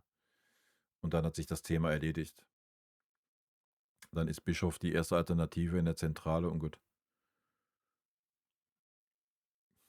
Schwierig zu sagen. Also, ich hab's ja letztes Mal schon gesagt, wenn Goretzka WM spielen will, dann muss er wechseln. Dann muss er irgendwo hinwechseln, wo er auch eine Mannschaft hat, die auch im Fußball spielt, wo er auch reinpasst. Ja? Also Leon hat ja seine Qualitäten, so das ist ja, da brauchen wir ja nicht drüber reden. Ja? Aber er braucht halt eine Mannschaft, wo er die auch zeigen kann. Und das kann er bei uns nicht. Ganz einfach. Wie gesagt, da müsstest du Kimmich streichen. Ja, also ich denke, Leon den defensiven Part, ja, Defensiv-Zweikampf ist ja genauso eine Wurst wie Josua. Da tun sich beide nichts, auch im Spielaufbau, wobei man sagen muss, dass ein Leon gestern mehr direkte Bälle nach vorne gespielt hat wie Kimmich die ganze Saison. Ja, so ehrlich muss man auch mal sein. Ähm, aber ansonsten ist ein Leon 1:1. Ja, viel quer, viel nach hinten, sehr lahmarschig unterwegs. Das ist auch okay, das war alles mal gefragt. Ja, auch dieses, ey, von Box to Box brauchen wir bei uns nicht. Haben wir nicht in unserer Spielweise. Du kannst mit einem Box-to-Box-Player in unserer Spielweise nichts anfangen. Du brauchst in der Zentrale irgendwas, was technisch stark ist, was kreativ ist. Ja? Das brauchst du in der Zentrale und kein Box-to-Box-Monster, was hoch und runter rennt und mal in den gegnerischen Strafraum stößt. Das brauchen wir nicht mehr. Das passt nicht. So. Deswegen muss er sich einen Verein haben, wo man das haben will, wo das passt. Und dann wird ein Goretzka auch liefern. So. Ja? Aber das geht halt nicht mehr beim FC Bayern. Meiner Meinung nach. Und wie gesagt, wenn er zur WM will, dann wird er wechseln, ja. Ansonsten wird der Vertrag wird auslaufen. Der wird nicht verlängert werden. Also beim besten Willen nicht. Beim besten Willen nicht. Kann ich mir nicht vorstellen. Man hätte einen Tom Bischof nicht verpflichtet. Wenn du ernsthaft den Gedanken hättest, ey, wir planen aber doch noch mit Leon. Und wie gesagt, das sind ja keine Blinden bei uns. Die sehen doch auch die sportlichen Leistungen von Leon. Die sehen das doch. Und die sprechen halt nicht die Sprache zu sagen, ey, yo, wow, die waren aber stark, komm, wir überlegen doch nochmal anders. Nee. Lonnie Leimer, genau. Lonnie Keimer. Glaubst du, Jackson bleibt über die Saison hinaus? Nein. Wird er nicht. Definitiv nicht. Das weißt du spätestens seitdem Uli Hoeneß im Doppelpass saß.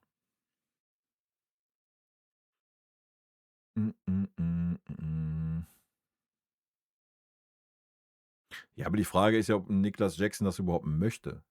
Weißt du? Also ich denke auch, dass er eine gute Alternative ist, vor allen Dingen, weil er dir auch die Möglichkeit gibt, mit zwei Stürmern zu spielen, wo Harry Kane der etwas fallende Stürmer ist. Ja. Ich glaube schon, dass das eine gute Option sein kann in bestimmten Spielen. Aber natürlich, erstens ist das keine 65 Millionen wert. So, ja. Das wäre vielleicht 30 wert.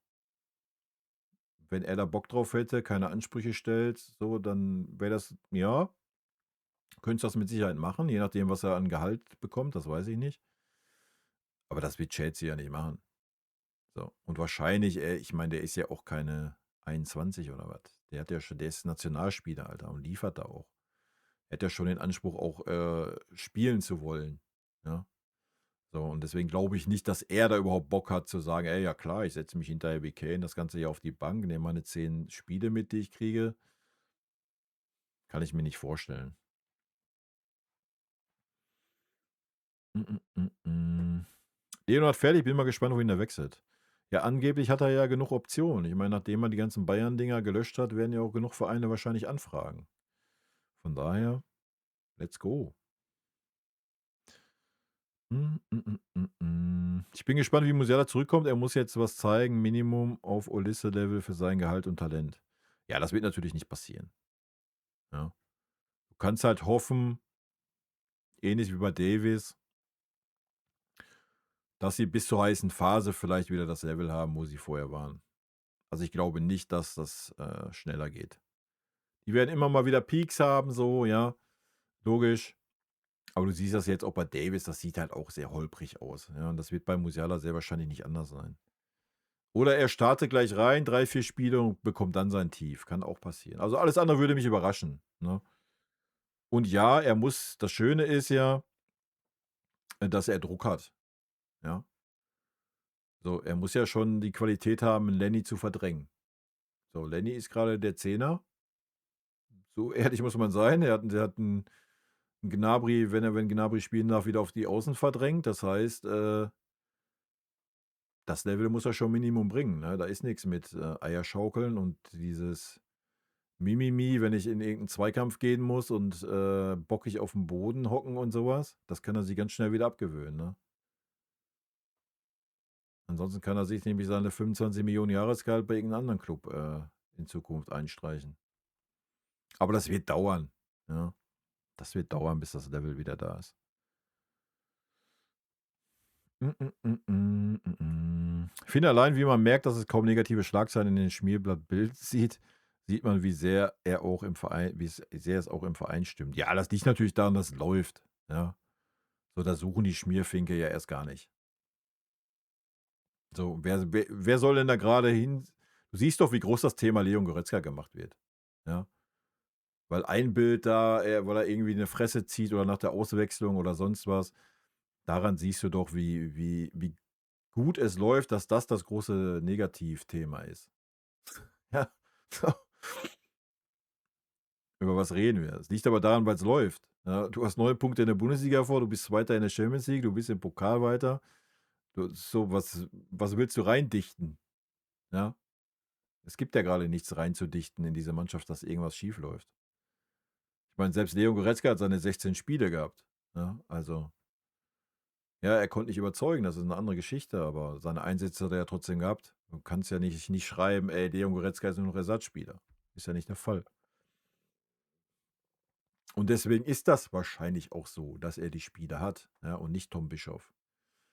Weil Tom Bischoff ist neu, ist jung, der macht die Klappe nicht auf. Den kannst du halt bedenkenlos auf die Bank lassen oder als linken Verteidiger aufstellen.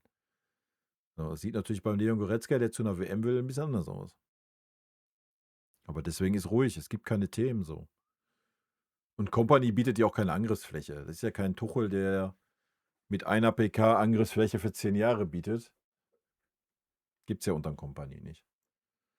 Der sagt nichts zu einzelnen Spielern, der sagt nichts zu irgendwas, welchen Verträgen, zu irgendwelchen Positionen, sonst was. Ne? So, keine Angriffsfläche. Deswegen werden doch die Transfergerüchte bei uns schon so hochgekocht, wie sie gekocht werden, weil es nichts anderes zu belabern gibt. Was gut ist, ne? Oder für uns gut. Das Gute ist doch, Musiala und Davis haben doch erstmal zumindest keinen Druck. Das weiß ich nicht. Weil die Mannschaft auch so funktioniert. Die Mannschaft hat keinen Druck, ja. Also ich glaube schon, dass ein Musiala bei Davis wird weniger Druck haben. Der spielt in Kanada, Alter. Jetzt mal ernsthaft. Ist wahrscheinlich der beste oder einer der besten Spieler. Das ist ein No-Brainer, dass der zu einer WM fährt. Ne? Ich weiß nicht, wenn so ein Musiala sich nicht durchsetzen kann, dann wird es auch schwierig für den Musiala. Ja? Also weiß ich nicht, ob der keinen Druck hat. Erstmal natürlich nicht so, ja. Wie gesagt, die Mannschaft hat keinen Druck. Der Trainer hat keinen Druck. So, die Spieler haben erstmal keinen Druck, aber natürlich musste auch so ein Musiala irgendwann wieder liefern, wa? Auch so ein Davis muss irgendwann wieder liefern. Den kannst du natürlich erstmal seine 5, 6 Spiele durchziehen, so wie du es mit dem Leon jetzt auch machst. Aber ihr seht auch, dass wie Leon jetzt in der Kritik steht. Ja? So, und das kann genauso im Musiala passieren. Machen wir uns nichts vor. Die Tendenz nach der Vertragsverlängerung war definitiv nicht gut. Ja.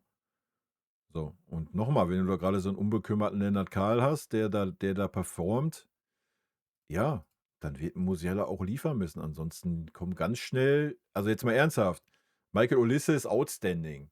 Luis Diaz auf seiner Seite ist outstanding und Harry Kane ist nochmal outstanding. Wir reden über eine Position in der Offensive, das ist die Mitte.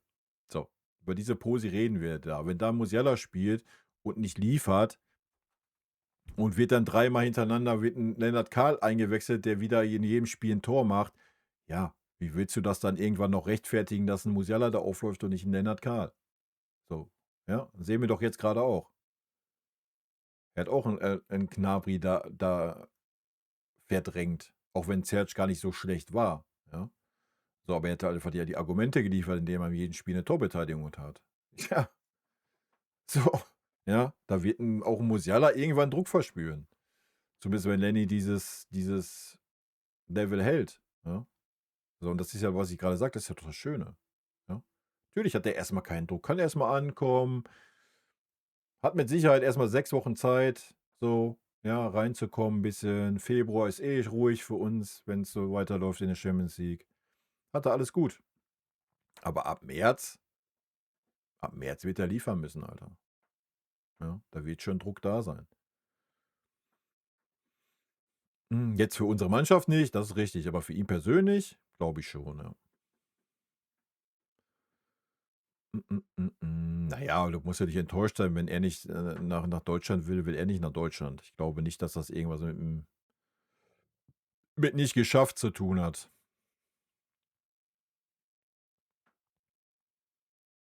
Und nochmal, wo hätte der spielen sollen? Er hätte dann auf der Bank Platz nehmen müssen, weil Joshua Kimmich die Position bekleidet. Ansonsten hättest du jetzt immer noch Thomas Tuchel da, dann sähe die Sache anders aus. Aber zum Glück ist das ja nicht der Fall. Weil dann würden wir Tuchel Fußball sehen und der ist bei weitem nicht so spektakulär wie Kompany Fußball, würde ich behaupten. Ob jetzt erfolgreicher oder nicht, ist ein anderes Thema, ja. Da gehe ich ja mit. Also Tuchel weiß schon, was er tut in K.O.-Spielen. Ja. Aber ich denke, für uns ist es gut, wie es ist. Und wenn wir es ich habe es ja schon mal gesagt, wenn Kompany die Eier findet, auch mal einen Kimmich draußen zu lassen, ähm, auch mal einen Helby draußen zu lassen, den einfach auch mal ein bisschen die Pausen zu gönnen und dann auch mal die Spieler dahinzustellen, die da wirklich performen, wie so ein Tom Bischoff und nicht so ein Leon Goretzka, dann ist alles gut. Ja, dann ist alles gut. Dann wird alles gut. Dann brauchst du keinen Declan Rice, auch wenn das eine Maschine ist, ja. Ja, da gehe ich mit. Also, der ist auf jeden Fall eine Maschine. Also, der verkörpert alles, was ein moderner Spieler auf dieser Posi machen muss.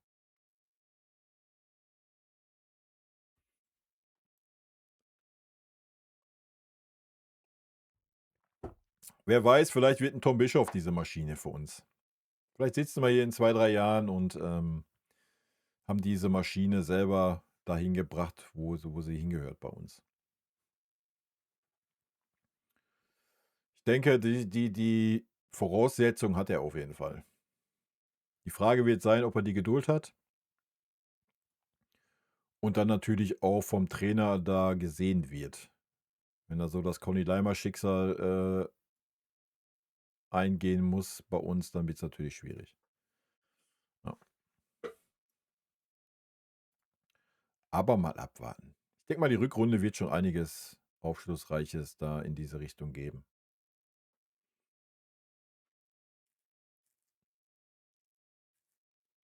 Und sollte Leon wirklich den Verein verlassen und Bischof mehr Spielzeit kriegen und er performt und Pavlo performt, dann bin ich mal gespannt, wann es die ersten Diskussionen gibt, ob man nicht 'n Josh doch mal 'n Päuschen gönnt.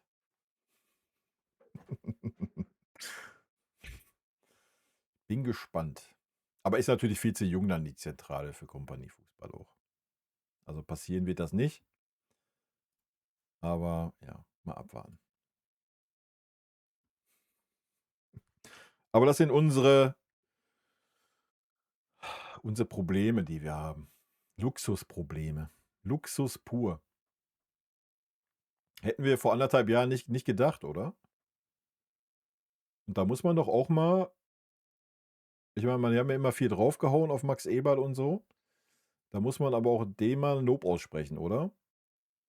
Also, vor 1,5 Jahren, unter Thomas Tuchel, glaube ich, hätte keiner gedacht, dass wir in 1,5 Jahren hier sitzen und so entspannt hier sitzen und über Rekorde und über diese Problemchen reden, oder?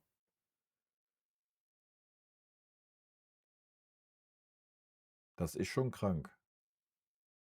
Da muss man auch mal den Hut ziehen.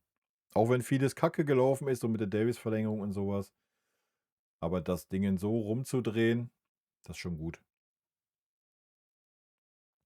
Bin mal auf K.O.-Phase Champions League gespannt, da der Turnierbaum Ende Januar bis zum Finale feststehen wird, dann wird man sehen, wie es aussehen wird für uns. Ach ja, wen interessiert's, Alter? Also, das sind Sachen, die mich nicht interessieren. Da halte ich's wie Winnie, Alter, ich gucke von Spiel zu Spiel.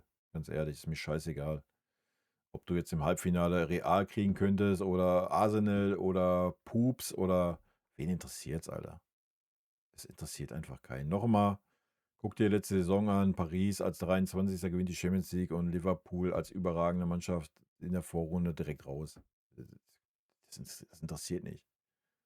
Das interessiert wirklich nicht. Also der Turnierbaum, völlig Wurst. Siehst du immer wieder, guck die Club-WM an. Hätte nur irgendjemand damit gerechnet, dass Chelsea das Ding gewinnt? Ja, also das ist Wurst. Am Ende musst du eh jeden schlagen können, wenn du die Champions League gewinnen willst und wer da auf dem Weg ist. Das sind alles gute Mannschaften, die da sind. Guck dir das Teilnehmerfeld an, also. Klar, so im Achtelfinale oder was das ist, kannst du vielleicht noch davon reden, ja, dann hast du vielleicht mal etwas schwächeren. Keine Ahnung, müsste man mal auf die Tabelle gucken, wo wer wo rumdümpelt. Aber du hast ja auch immer irgendwelche Clubs, die gerade unterperformen, die irgendwo unten rumdümpeln. Ja, kannst halt nicht nachgehen. Von Spiel zu Spiel, das ist genau richtig, anders geht's nicht. Und dass wir die Qualität haben, ey, das ist mal Butter bei den Fische. So, dass wir die Qualität haben gegen jede Mannschaft, die in Europa da rumspielt, ähm, die zu schlagen, steht außer Frage. So, das steht außer Frage. Da brauchen wir gar nicht drüber diskutieren. Ja. Das hat das Paris-Spiel gezeigt. Und das Arsenal-Spiel hat auch gezeigt, dass du genauso gut gegen jede Spitzenmannschaft verlieren kannst. So. Und genauso sieht's aus. Ja, das sind Müs, die diese Spiele entscheiden. Ja, das ist Tagesform, das ist, ob Manuel Neuer morgens mal ordentlich geschissen hat, ob es ihm gut geht, ja, ob Harry Kane sein Teechen hatte oder nicht, ja, ob er abends einen weggesteckt hat und klar in der Birne ist. So, das sind die Sachen, die solche Spiele entscheiden. Dazu noch das Schiedsrichtergespann, ja. So, das sind diese Sachen. Das ist so ein hohes Level. So, da ist das egal, wer das ist. Ob das Real ist, ob das Barca ist, ob das PSG ist, ob das selbst Juve ist oder Inter, die super defensiv stark sind, ob das Arsenal ist. Du kannst die Liste durchgehen, Alter. Ich habe jetzt gerade nur mal 5 aufgezählt, die mir gerade in der Birne sind. Wenn wir die Tabelle aufmachen, dann siehst du, was das für ein Teilnehmerfeld ist. Also, sich da in irgendeinen Turnierbaum hochzuziehen und zu gucken, ah ja, wenn das so und so ausgeht, wen könnten wir dann im Halbfinale haben? Ja, ja. Nee, ist ja völlig der falsche Weg, Alter. Von Runde zu Runde und Abfahrt. Und dann wird das schon. Wir sind zu Hause eine Macht, Alter. Das waren wir immer im Europacup und das musst du nutzen. Ja. So, auswärts haben wir uns die letzten Jahre immer ein bisschen schwer getan international. So ehrlich muss man auch sein. Mal abgesehen jetzt von Paris und da musst du halt da hinkommen. Ja, da musst du da hinkommen, da musst du auswärts, gerade wenn du ein starker Gegner ist, da musst du einfach auch mal sagen, komm, wie Inter, da musst du einfach mal sagen, ey, du machst ein abgewichstes, du spielst auf den Punkt oder du spielst einfach mal ein bisschen defensiver. Auf den Punkt ist immer schwierig, aber du guckst erst mal, dass du stabil stehst. Ja, einfach mal ein bisschen abgewichster und nicht: „Oh ja, wir müssen jetzt trotzdem als Arsenal, ja, da müssen wir trotzdem 90 Minuten pressen.“ Ne, musst du nicht. Du musst abgewichst spielen. Das sind K.O.-Spiele, ja? So, und das ist ein Level, da musst du dich auch ein bisschen am Gegner orientieren. So, nicht nur, logisch. Du hast natürlich gewisse eigene Stärken, aber wenn es die Tagesform dann halt mal nicht zulässt, was man relativ schnell merkt, ja, dann muss man den Schalter umstellen können. Und da müssen wir hinkommen. Das wird die Kunst sein. Ja, das ist aber eine Entwicklung. Und die haben wir ja schon genommen. Vergleich mal jetzt die Champions League mit letztes Jahr. Also, wir haben uns ja schon dahingehend auf jeden Fall weiterentwickelt. Und ich glaube, die Entwicklung ist noch nicht abgeschlossen unter Kompany, ne? Und nochmal, es wird interessant zu sehen sein, auf welche Spieler 'n Kompany dann setzen wird, ja? Selbst wenn dann noch ein Leon da ist, ich meine, Leon hat ja jetzt auch kein Spiel gemacht, wo es wichtig war. Der hat in keinem wichtigen Spiel gespielt, ne? Wenn, dann wurde er maximal mal eingewechselt, ja? Ich gucke es grade. Ach ne, jetzt tut er mir schon 'n bisschen leid. So, ja. Er durfte ein Champions-League-Spiel machen und das war das Heimspiel gegen Chelsea. Ansonsten war Leon Goretzka in kein Champions-League-Spiel. Wenn, dann maximal mit 'm Sternchen. Sternchen heißt Kurzeinsatz, ohne Benotung. Ja, so. Über was reden wir, Alter? So ist es halt. Hm, hm, hm, hm. Bischof, Pavlic, Kimmich sind für mich keine Sechser-Zweikämpfe. Ja, aber wir spielen ja auch nicht mit Sechsern, ne? Wir spielen doch nicht diese klassische Sechserrolle. Tun wir doch gar nicht. Das ist so das Thema. Wenn du das System mal anschaust, spielen wir nicht mit dieser Art Spieler. Deswegen war doch auch ein Palhinha kein Thema, weil wir diese Art Spieler nicht haben. Wir spielen nicht mit Sechsern. Unsere Sechser sind die Innenverteidiger. Unsere Sechser sind unsere Innenverteidiger. Guck dir das doch mal an. Selbst wenn der Gegner den Ball hat, guck dir mal an, wo teilweise so ein Upamecano rumrennt. Wir spielen Mann gegen Mann, Alter. Der läuft teilweise, obwohl wir nicht den Ball haben, ist er in der gegnerischen Hälfte. Ja? Wir spielen nicht mit Sechsern. Diese Rolle gibt es bei uns nicht.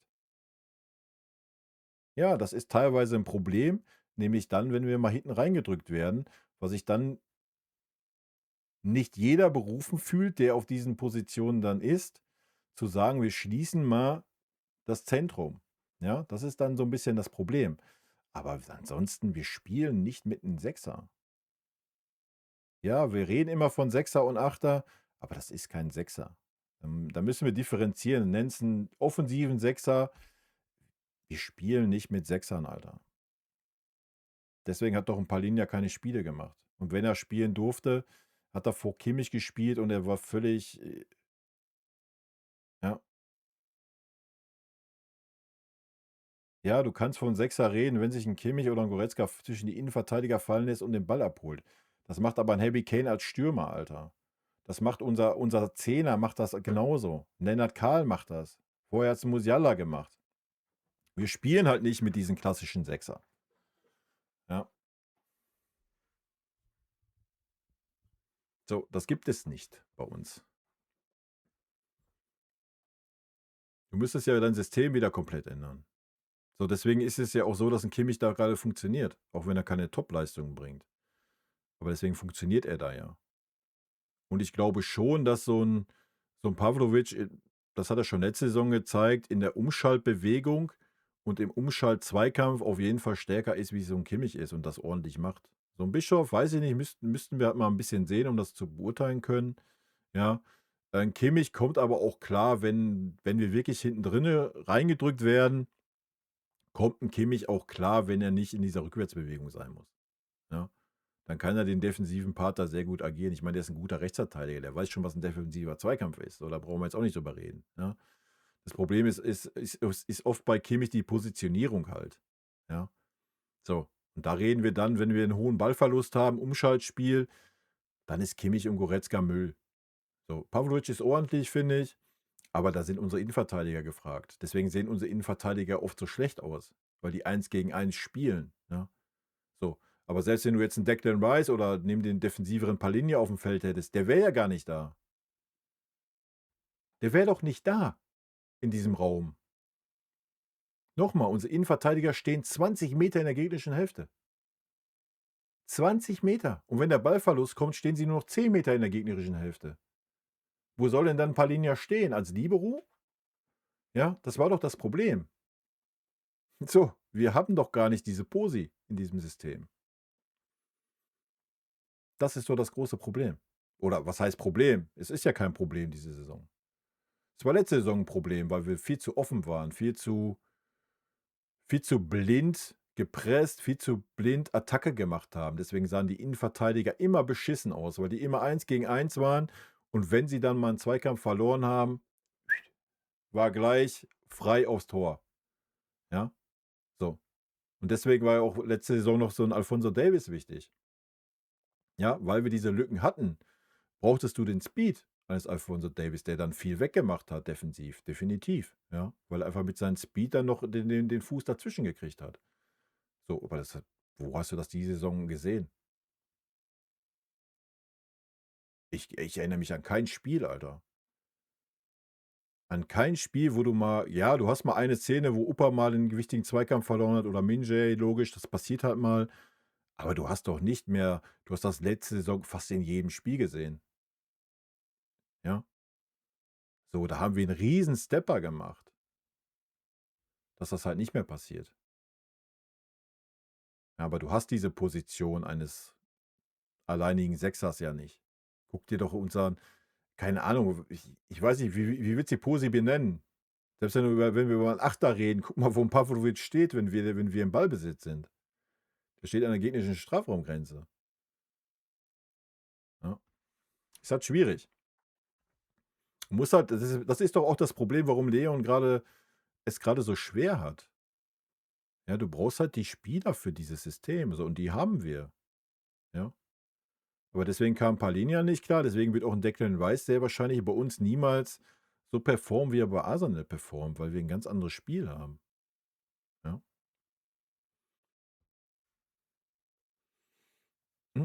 Mm.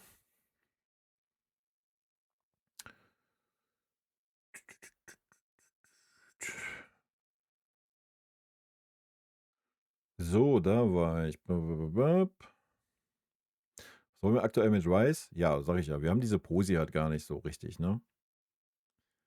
Ich meine, klar wird er uns wahrscheinlich trotzdem weiterbringen, wenn wir so über diese Kimmich-Posi reden, aber du müsstest auf jeden Fall dein System 'n bisschen anpassen. Hm, hm, hm.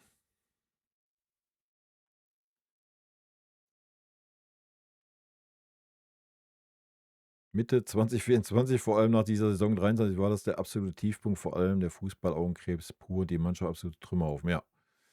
Tuchel Außendarstellung Katastrophe und 1,5 Jahre später komplett 180-Grad-Wende. Ja. Und deswegen sage ich ja, da kann man dann auch mal, ähm, Max Eberl und Christoph Freund mal herausheben, ne? Weil erstens haben sie's geschafft, 'n Lenny auch da hinzubringen. Sie haben mit 'm Tom Bischoff 'n überragenden Transfer für Lau gemacht. Ja, Jonathan Tah eingetütet für Lau. Klar, Handgeld, etc., brauchen wir nicht drüber reden. Ob die Fonzie Davies und die Musiala-Verlängerung gut waren, wird die Zeit zeigen. Ja, aber im Großen und Ganzen ist das schon sehr gut, ne, was man daraus gemacht hat. Und dann darf man ja nicht vergessen, obwohl Uli Hoeneß die ganze Zeit Steine oder Knüppel zwischen die Beine wirft, ne? Darf man halt auch nicht vergessen. Und dafür ist das dann überragend. Mm. Genau.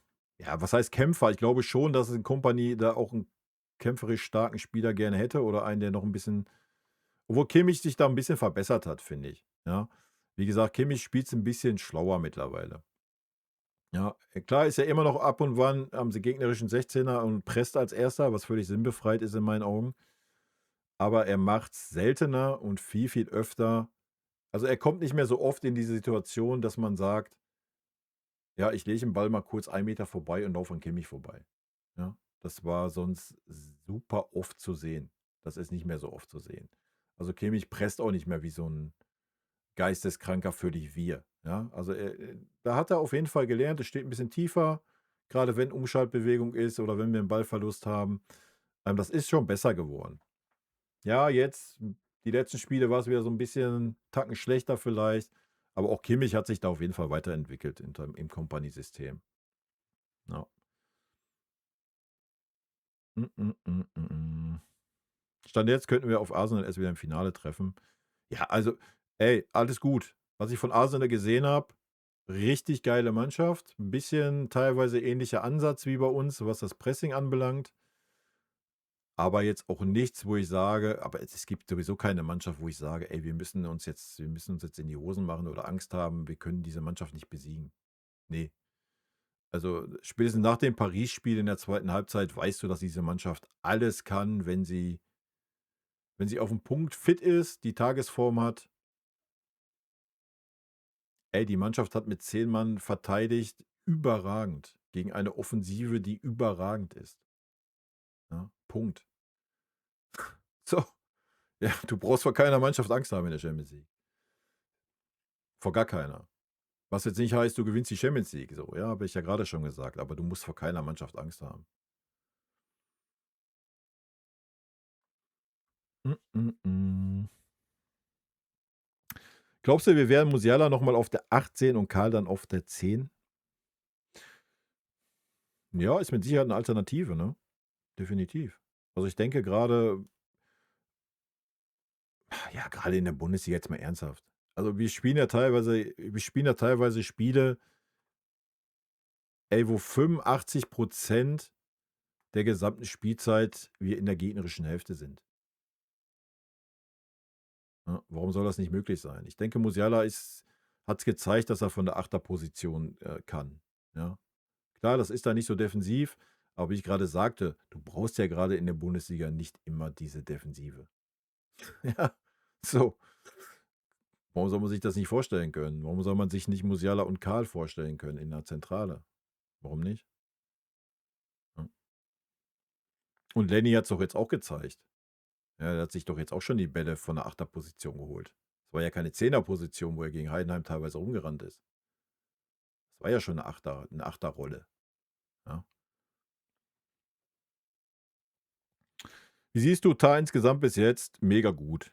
Ich finde, er hat sich krass entwickelt und spielt bis jetzt eine bärenstarke Hinrunde. Ja, habe ich ja gerade auch schon gesagt. Was er alles wegräumt in Sachen Zweikämpfen ist brutal mit Opa absolutes Top-IV-Duo. Ja. Kann ich nichts hinzufügen, außer dass ein Jonathan Tah dazu auch noch einen ganz guten Spielaufbau hat.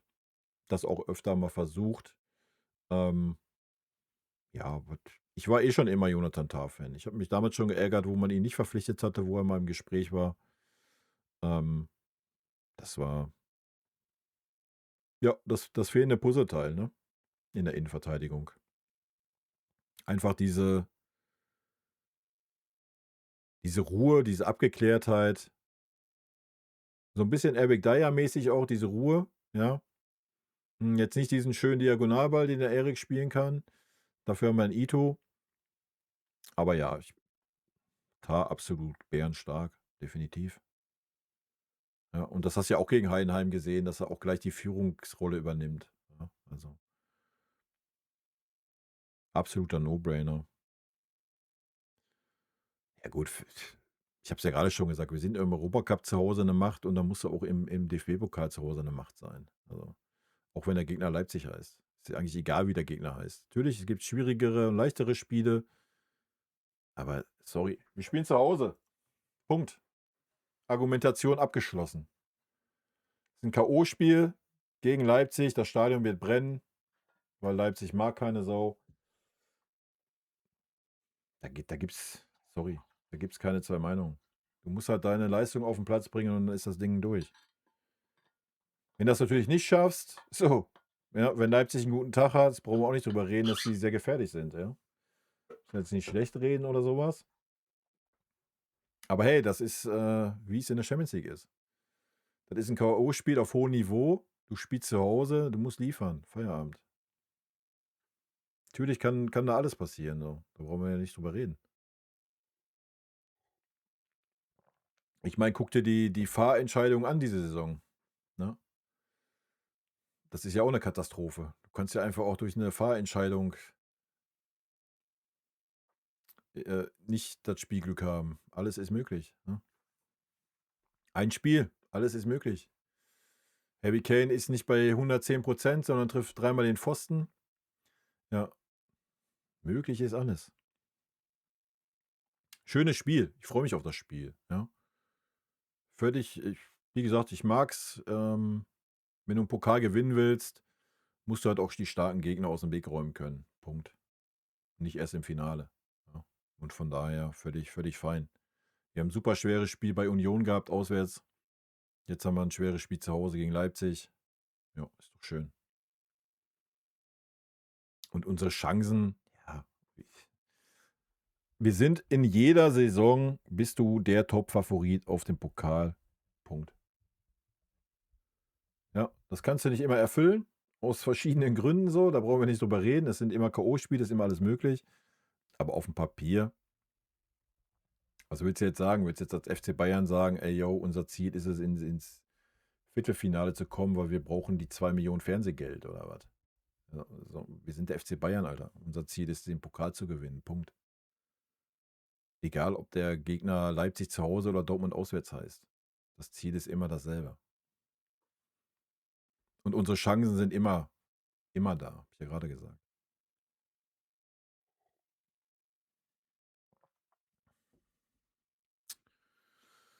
Äh, äh, äh, äh, äh.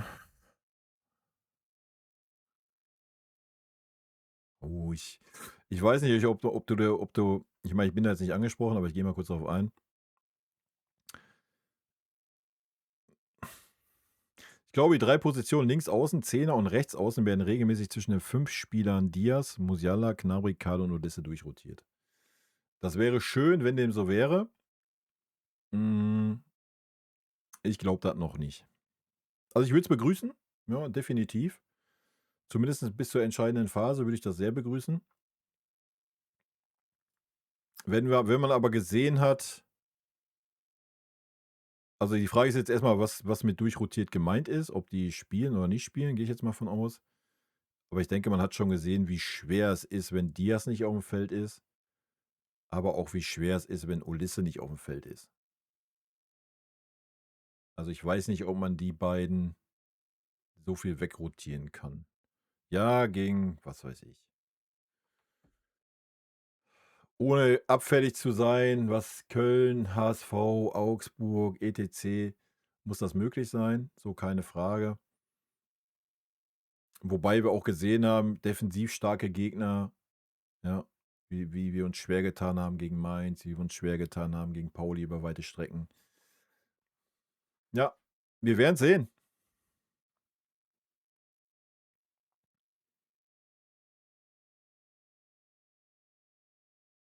Ja, bei Manu ist leider alles möglich dieses Jahr, ne? Aber das weiß er selber, glaube ich, auch. Deswegen habe ich ja gesagt, mein Take ist, dass ein Manu sagt, dass er nicht weitermacht. Dass er nach der Saison aufhört.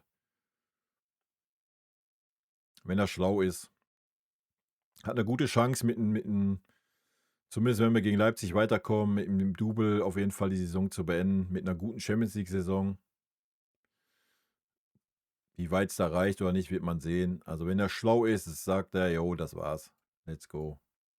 Feierabend. Also jedes Jahr, was er jetzt noch dranhängt, glaube ich, ja, wird ihm nicht gerecht werden so. Und vor allen Dingen der FC Bayern wird irgendwann sagen müssen, selbst wenn man den Vertrag immer wieder verlängert, wird er irgendwann sagen müssen, pass mal auf, Manu, das reicht nicht mehr. Ja, du wirst irgendwann an den Punkt kommen. Und wenn du jetzt schon teilweise dir die Spiele von Manu anguckst und dann die Spiele eines Urbich, der wirklich ohne Spielpraxis da teilweise reingeworfen wird, dann ist das schon ein krasser Unterschied teilweise. Ja. Und die Rufe werden nicht leiser werden. Also ich weiß nicht, ob ein Neuer sich das antut, noch ein Jahr weiter. Ich denke schon, dass er ein intelligenter Mensch ist und von daher gehe ich davon aus, das wird seine letzte Saison werden. Dann kann er noch auf dem hohen Niveau, auch wenn die Saison nicht ganz so stark war bisher, kann er auf einem hohen Niveau mit vollem Respekt seinen Hut nehmen und alles ist gut. Mm, mm, mm, mm. Ja, sehe ich genauso. Ja, sportlich gibt's eh keinen Grund. Der Mann hat alles gewonnen, was zu gewinnen ist, Alter. Der Mann war über Jahre der herausragende Torwart auf der Welt. Ja, so, Punkt. Da gibt's auch nichts zu diskutieren, Alter. Das war er. Das Torwartspiel neu definiert. Welcher Torwart kann das schon von sich behaupten, ja? Deswegen sage ich ja, er muss halt wirklich aufpassen, nicht den Punkt zu verpassen, zu sagen: „Ey, yo, geil, ich habe noch ein hohes Level, ich höre auf“, ja? Ist jetzt schon knapp mit dieser Saison, denke ich, haben die diese Schwächephase schon gezeigt. Also, es ist jetzt die Zeit für ihn zu sagen: „Komm, geil, ich nehme das Double mit, ich höre auf als Bayern-Kapitän auf 'm hohen Level und gut ist.“ Aber gut, am Ende weiß nur er das, ne?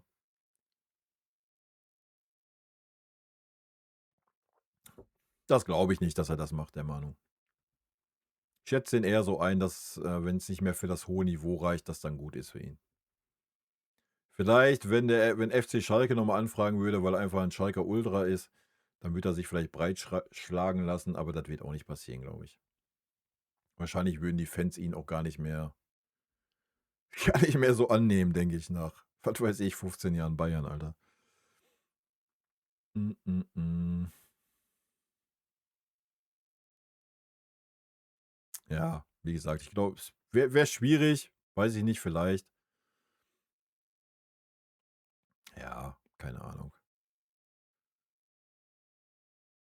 Da kannst du vielleicht noch hingehen, das ist noch Fußballentwicklungsland, ja. Auch wenn es schon ein bisschen höheres Level mittlerweile ist trotzdem noch Fußballentwicklungsland. Da kannst du solche Dinger noch machen. Da kannst du das ist noch ein bisschen Chili-Mili, Alter, da kannst du halt auch auf 80% rumlaufen und da rumeiern. Ja, wird man sehen. Wird auf jeden Fall interessant, ne? Vielleicht ist er aber auch so von Ehrgeiz zerfressen, wie's 'n Kimmich ist und er sagt: „Ey, ich spiele hier so lange, ich will so lange spielen, bis der Verein sagt und mich vom Hof jagt“, so wie's 'n Thomas Müller auch getan hat, ja? Dann wird aber spätestens auch irgendwann Uli Hoeneß sagen: „Ey, oh, Manu, wie, Manu? Was, Vertrag? Manu, ne, ach, Manu, ist doch jetzt auch an der Zeit, oder? Ist doch jetzt an der Zeit. Wie, der Manu, wird der jetzt 'ne Doku? Jetzt ist doch an der Zeit, ne? Ist doch jetzt Zeit für Manu auch, ne?“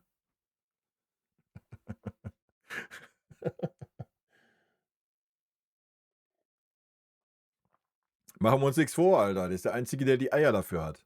Traurig, aber wahr, ja? Das haben wir bei Thomas Müller gesehen. Alle anderen, wie jetzt auch wieder das dumme Gelaber: „Ja, Manuel Neuer ist der, das entscheidet, wann der Vertrag verlängert wird.“ What the fuck is going on, Alter? Habt doch mal Eier. Muss wieder 'n Uli Hoeneß aus der Tiefe kommen oder was? Verstehe ich immer nicht.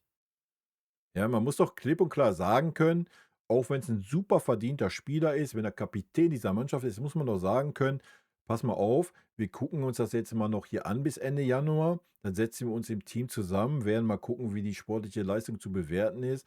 Dann werden wir mit Manuel Neuer reden und dann werden wir eine Entscheidung fällen.“ Ich kann mich doch nicht dahinstellen und sagen: „Ja, das wird Manuel Neuer entscheiden, wann er den Vertrag oder ob er den Vertrag verlängern will.“ What the fuck? Und dann vor allen Dingen immer diese Aussage: „Er hat alle Zeit der Welt.“ Ja, und wenn das erst 4 Wochen vor der neuen Saison, ach, völlig fein. Was ist los, Alter? Hä? Und dann wundert man sich aber auf der anderen Seite, dass dann so 'n Uli Hoeneß kommt und Machtwort spricht, ne? So, das kann man auch mal negativ noch mal bei Max Eberl und Christoph Freund unter die Nase reiben, Alter, weil das war scheiße. Weil Thomas Müller war auch schon seit 3 Jahren hat der keine Rolle mehr gespielt. So, sind wir doch mal ehrlich. Ja, Urgestein, bla, Sülz, alles gut, Alter. Musiala hat ihn den Rang abgelaufen, Punkt. Er hat alle 4 Spiele mal 'ne Halbzeit gespielt. Ja, grandios, Alter. Dafür 20 Millionen im Jahr. Hut ab, ja. Verstehe ich halt nicht. Also, diese Aussagen sind immer wild.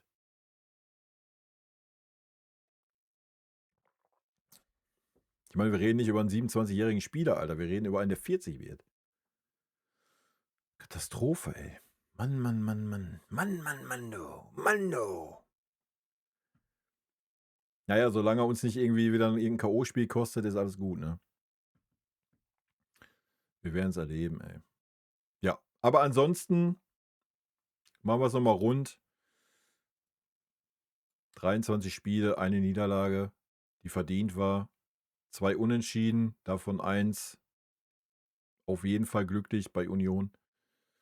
Zu Hause gegen Mainz, am Ende auch ein bisschen glücklich, wenn wir ehrlich sind. Und ansonsten 20 überzeugende Spiele, Alter. Das ist es. 2 Spieler, die abgefallen sind mit Guerrero und Goretzka. Alle anderen Spieler haben geliefert. Der eine vielleicht ein bisschen schwächer, der andere ein bisschen überperformt. Wir sind auf dem Bombenweg. Wir haben jetzt Davis zurück, wir haben Ito zurück, Musiala kommt zurück.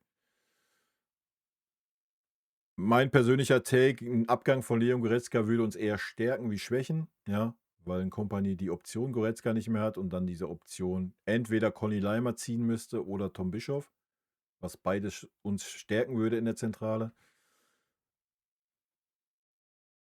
Von daher sehe ich der Rückrunde gelassen entgegen. Ne?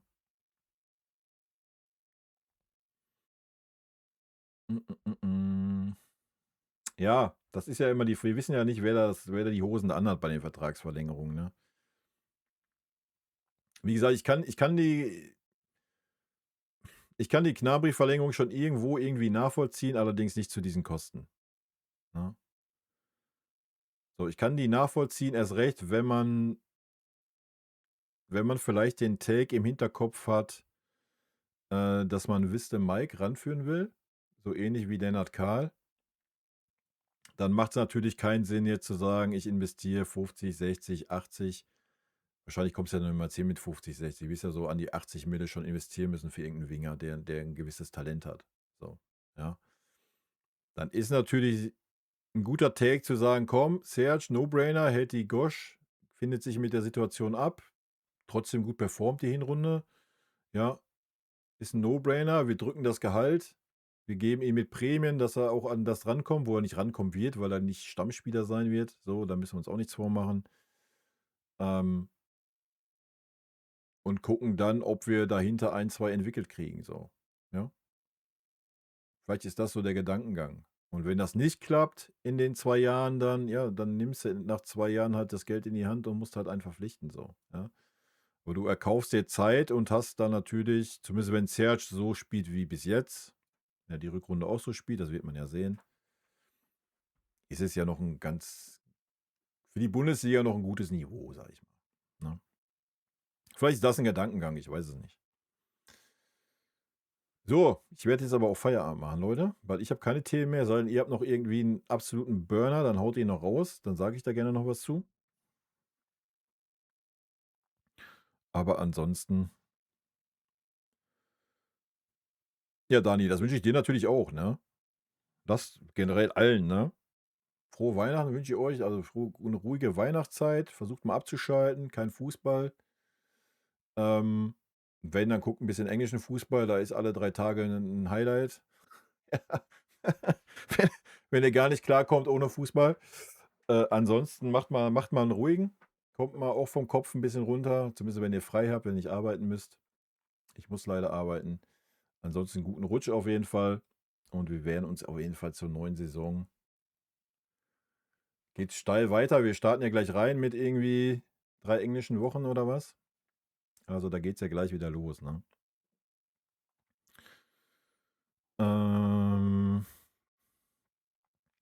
Hoffentlich knüpft unser geliebter FC Bayern an die Hinrunde dran und die Saison wird mit dem Titel, ja, also ich wüsste nicht, was dagegen spricht jetzt. So gar nicht. Ja, wie ich schon sagte, nochmal abschließend, es ist ja auch immer ein gewisser Konkurrenzkampf da. Wenn jetzt einer nicht liefert, weil er eine schlechte Phase hat, du hast ja Druck von hinten. Ob das in der Offensive ist, ob das in der Innenverteidigung ist, ob das auf der Außenverteidigerposition ist, selbst im zentralen Mittelfeld, es ist ja Druck da. Ja. Das ist schon gut. Lieber Kai, zum Ende des Jahres möchte ich mich sehr für deine Arbeit in Form von regelmäßigen ausführlichen Besprechungen der Spiele unseres Vereins bedanken, nicht zuletzt zu sehr später Stunde. Ich schätze deine fachliche Expertise und dass du, ja, fachliche Expertise, das ist ja immer Ansichtssache, ne? Dass du häufig in deiner Bewertung nicht die bei Fans so beliebte rosarote Brille trägst. Ab und zu amüsiere ich mich auch über deine manchmal überbordende Emotionen, sowohl im Positiven wie jetzt auch in den kritischen Anmerkungen und deiner besonderen Wortwahl. Somit mach's gut und ich wünsche den Freunden des runden Balles ein frohes, gesegnetes Weihnachtsfest und alles Gute im neuen Jahr 2026. Uns allen hoffentlich einen weiterhin positiven Saisonverlauf und am Ende eine große Feier beim Gewinn eines Titels im Mai. Leute, das ist das perfekte Schlusswort, da brauche ich nichts mehr hinzuzufügen. Wir sehen uns im neuen Jahr. Mit Sicherheit. Leute, rot-weiße Grüße, habt eine schöne Zeit und schaut gerne auf YouTube. Da kommen nochmal, was wir hier besprochen haben, in Videoform. Die nächsten Tage kommen nochmal 3, 4 Saison-Fazit-Videos mit Benotung etc. Danke, dass ihr da wart. Danke, dass ihr immer hier im Stream dabei seid. Haut rein. Bis dann.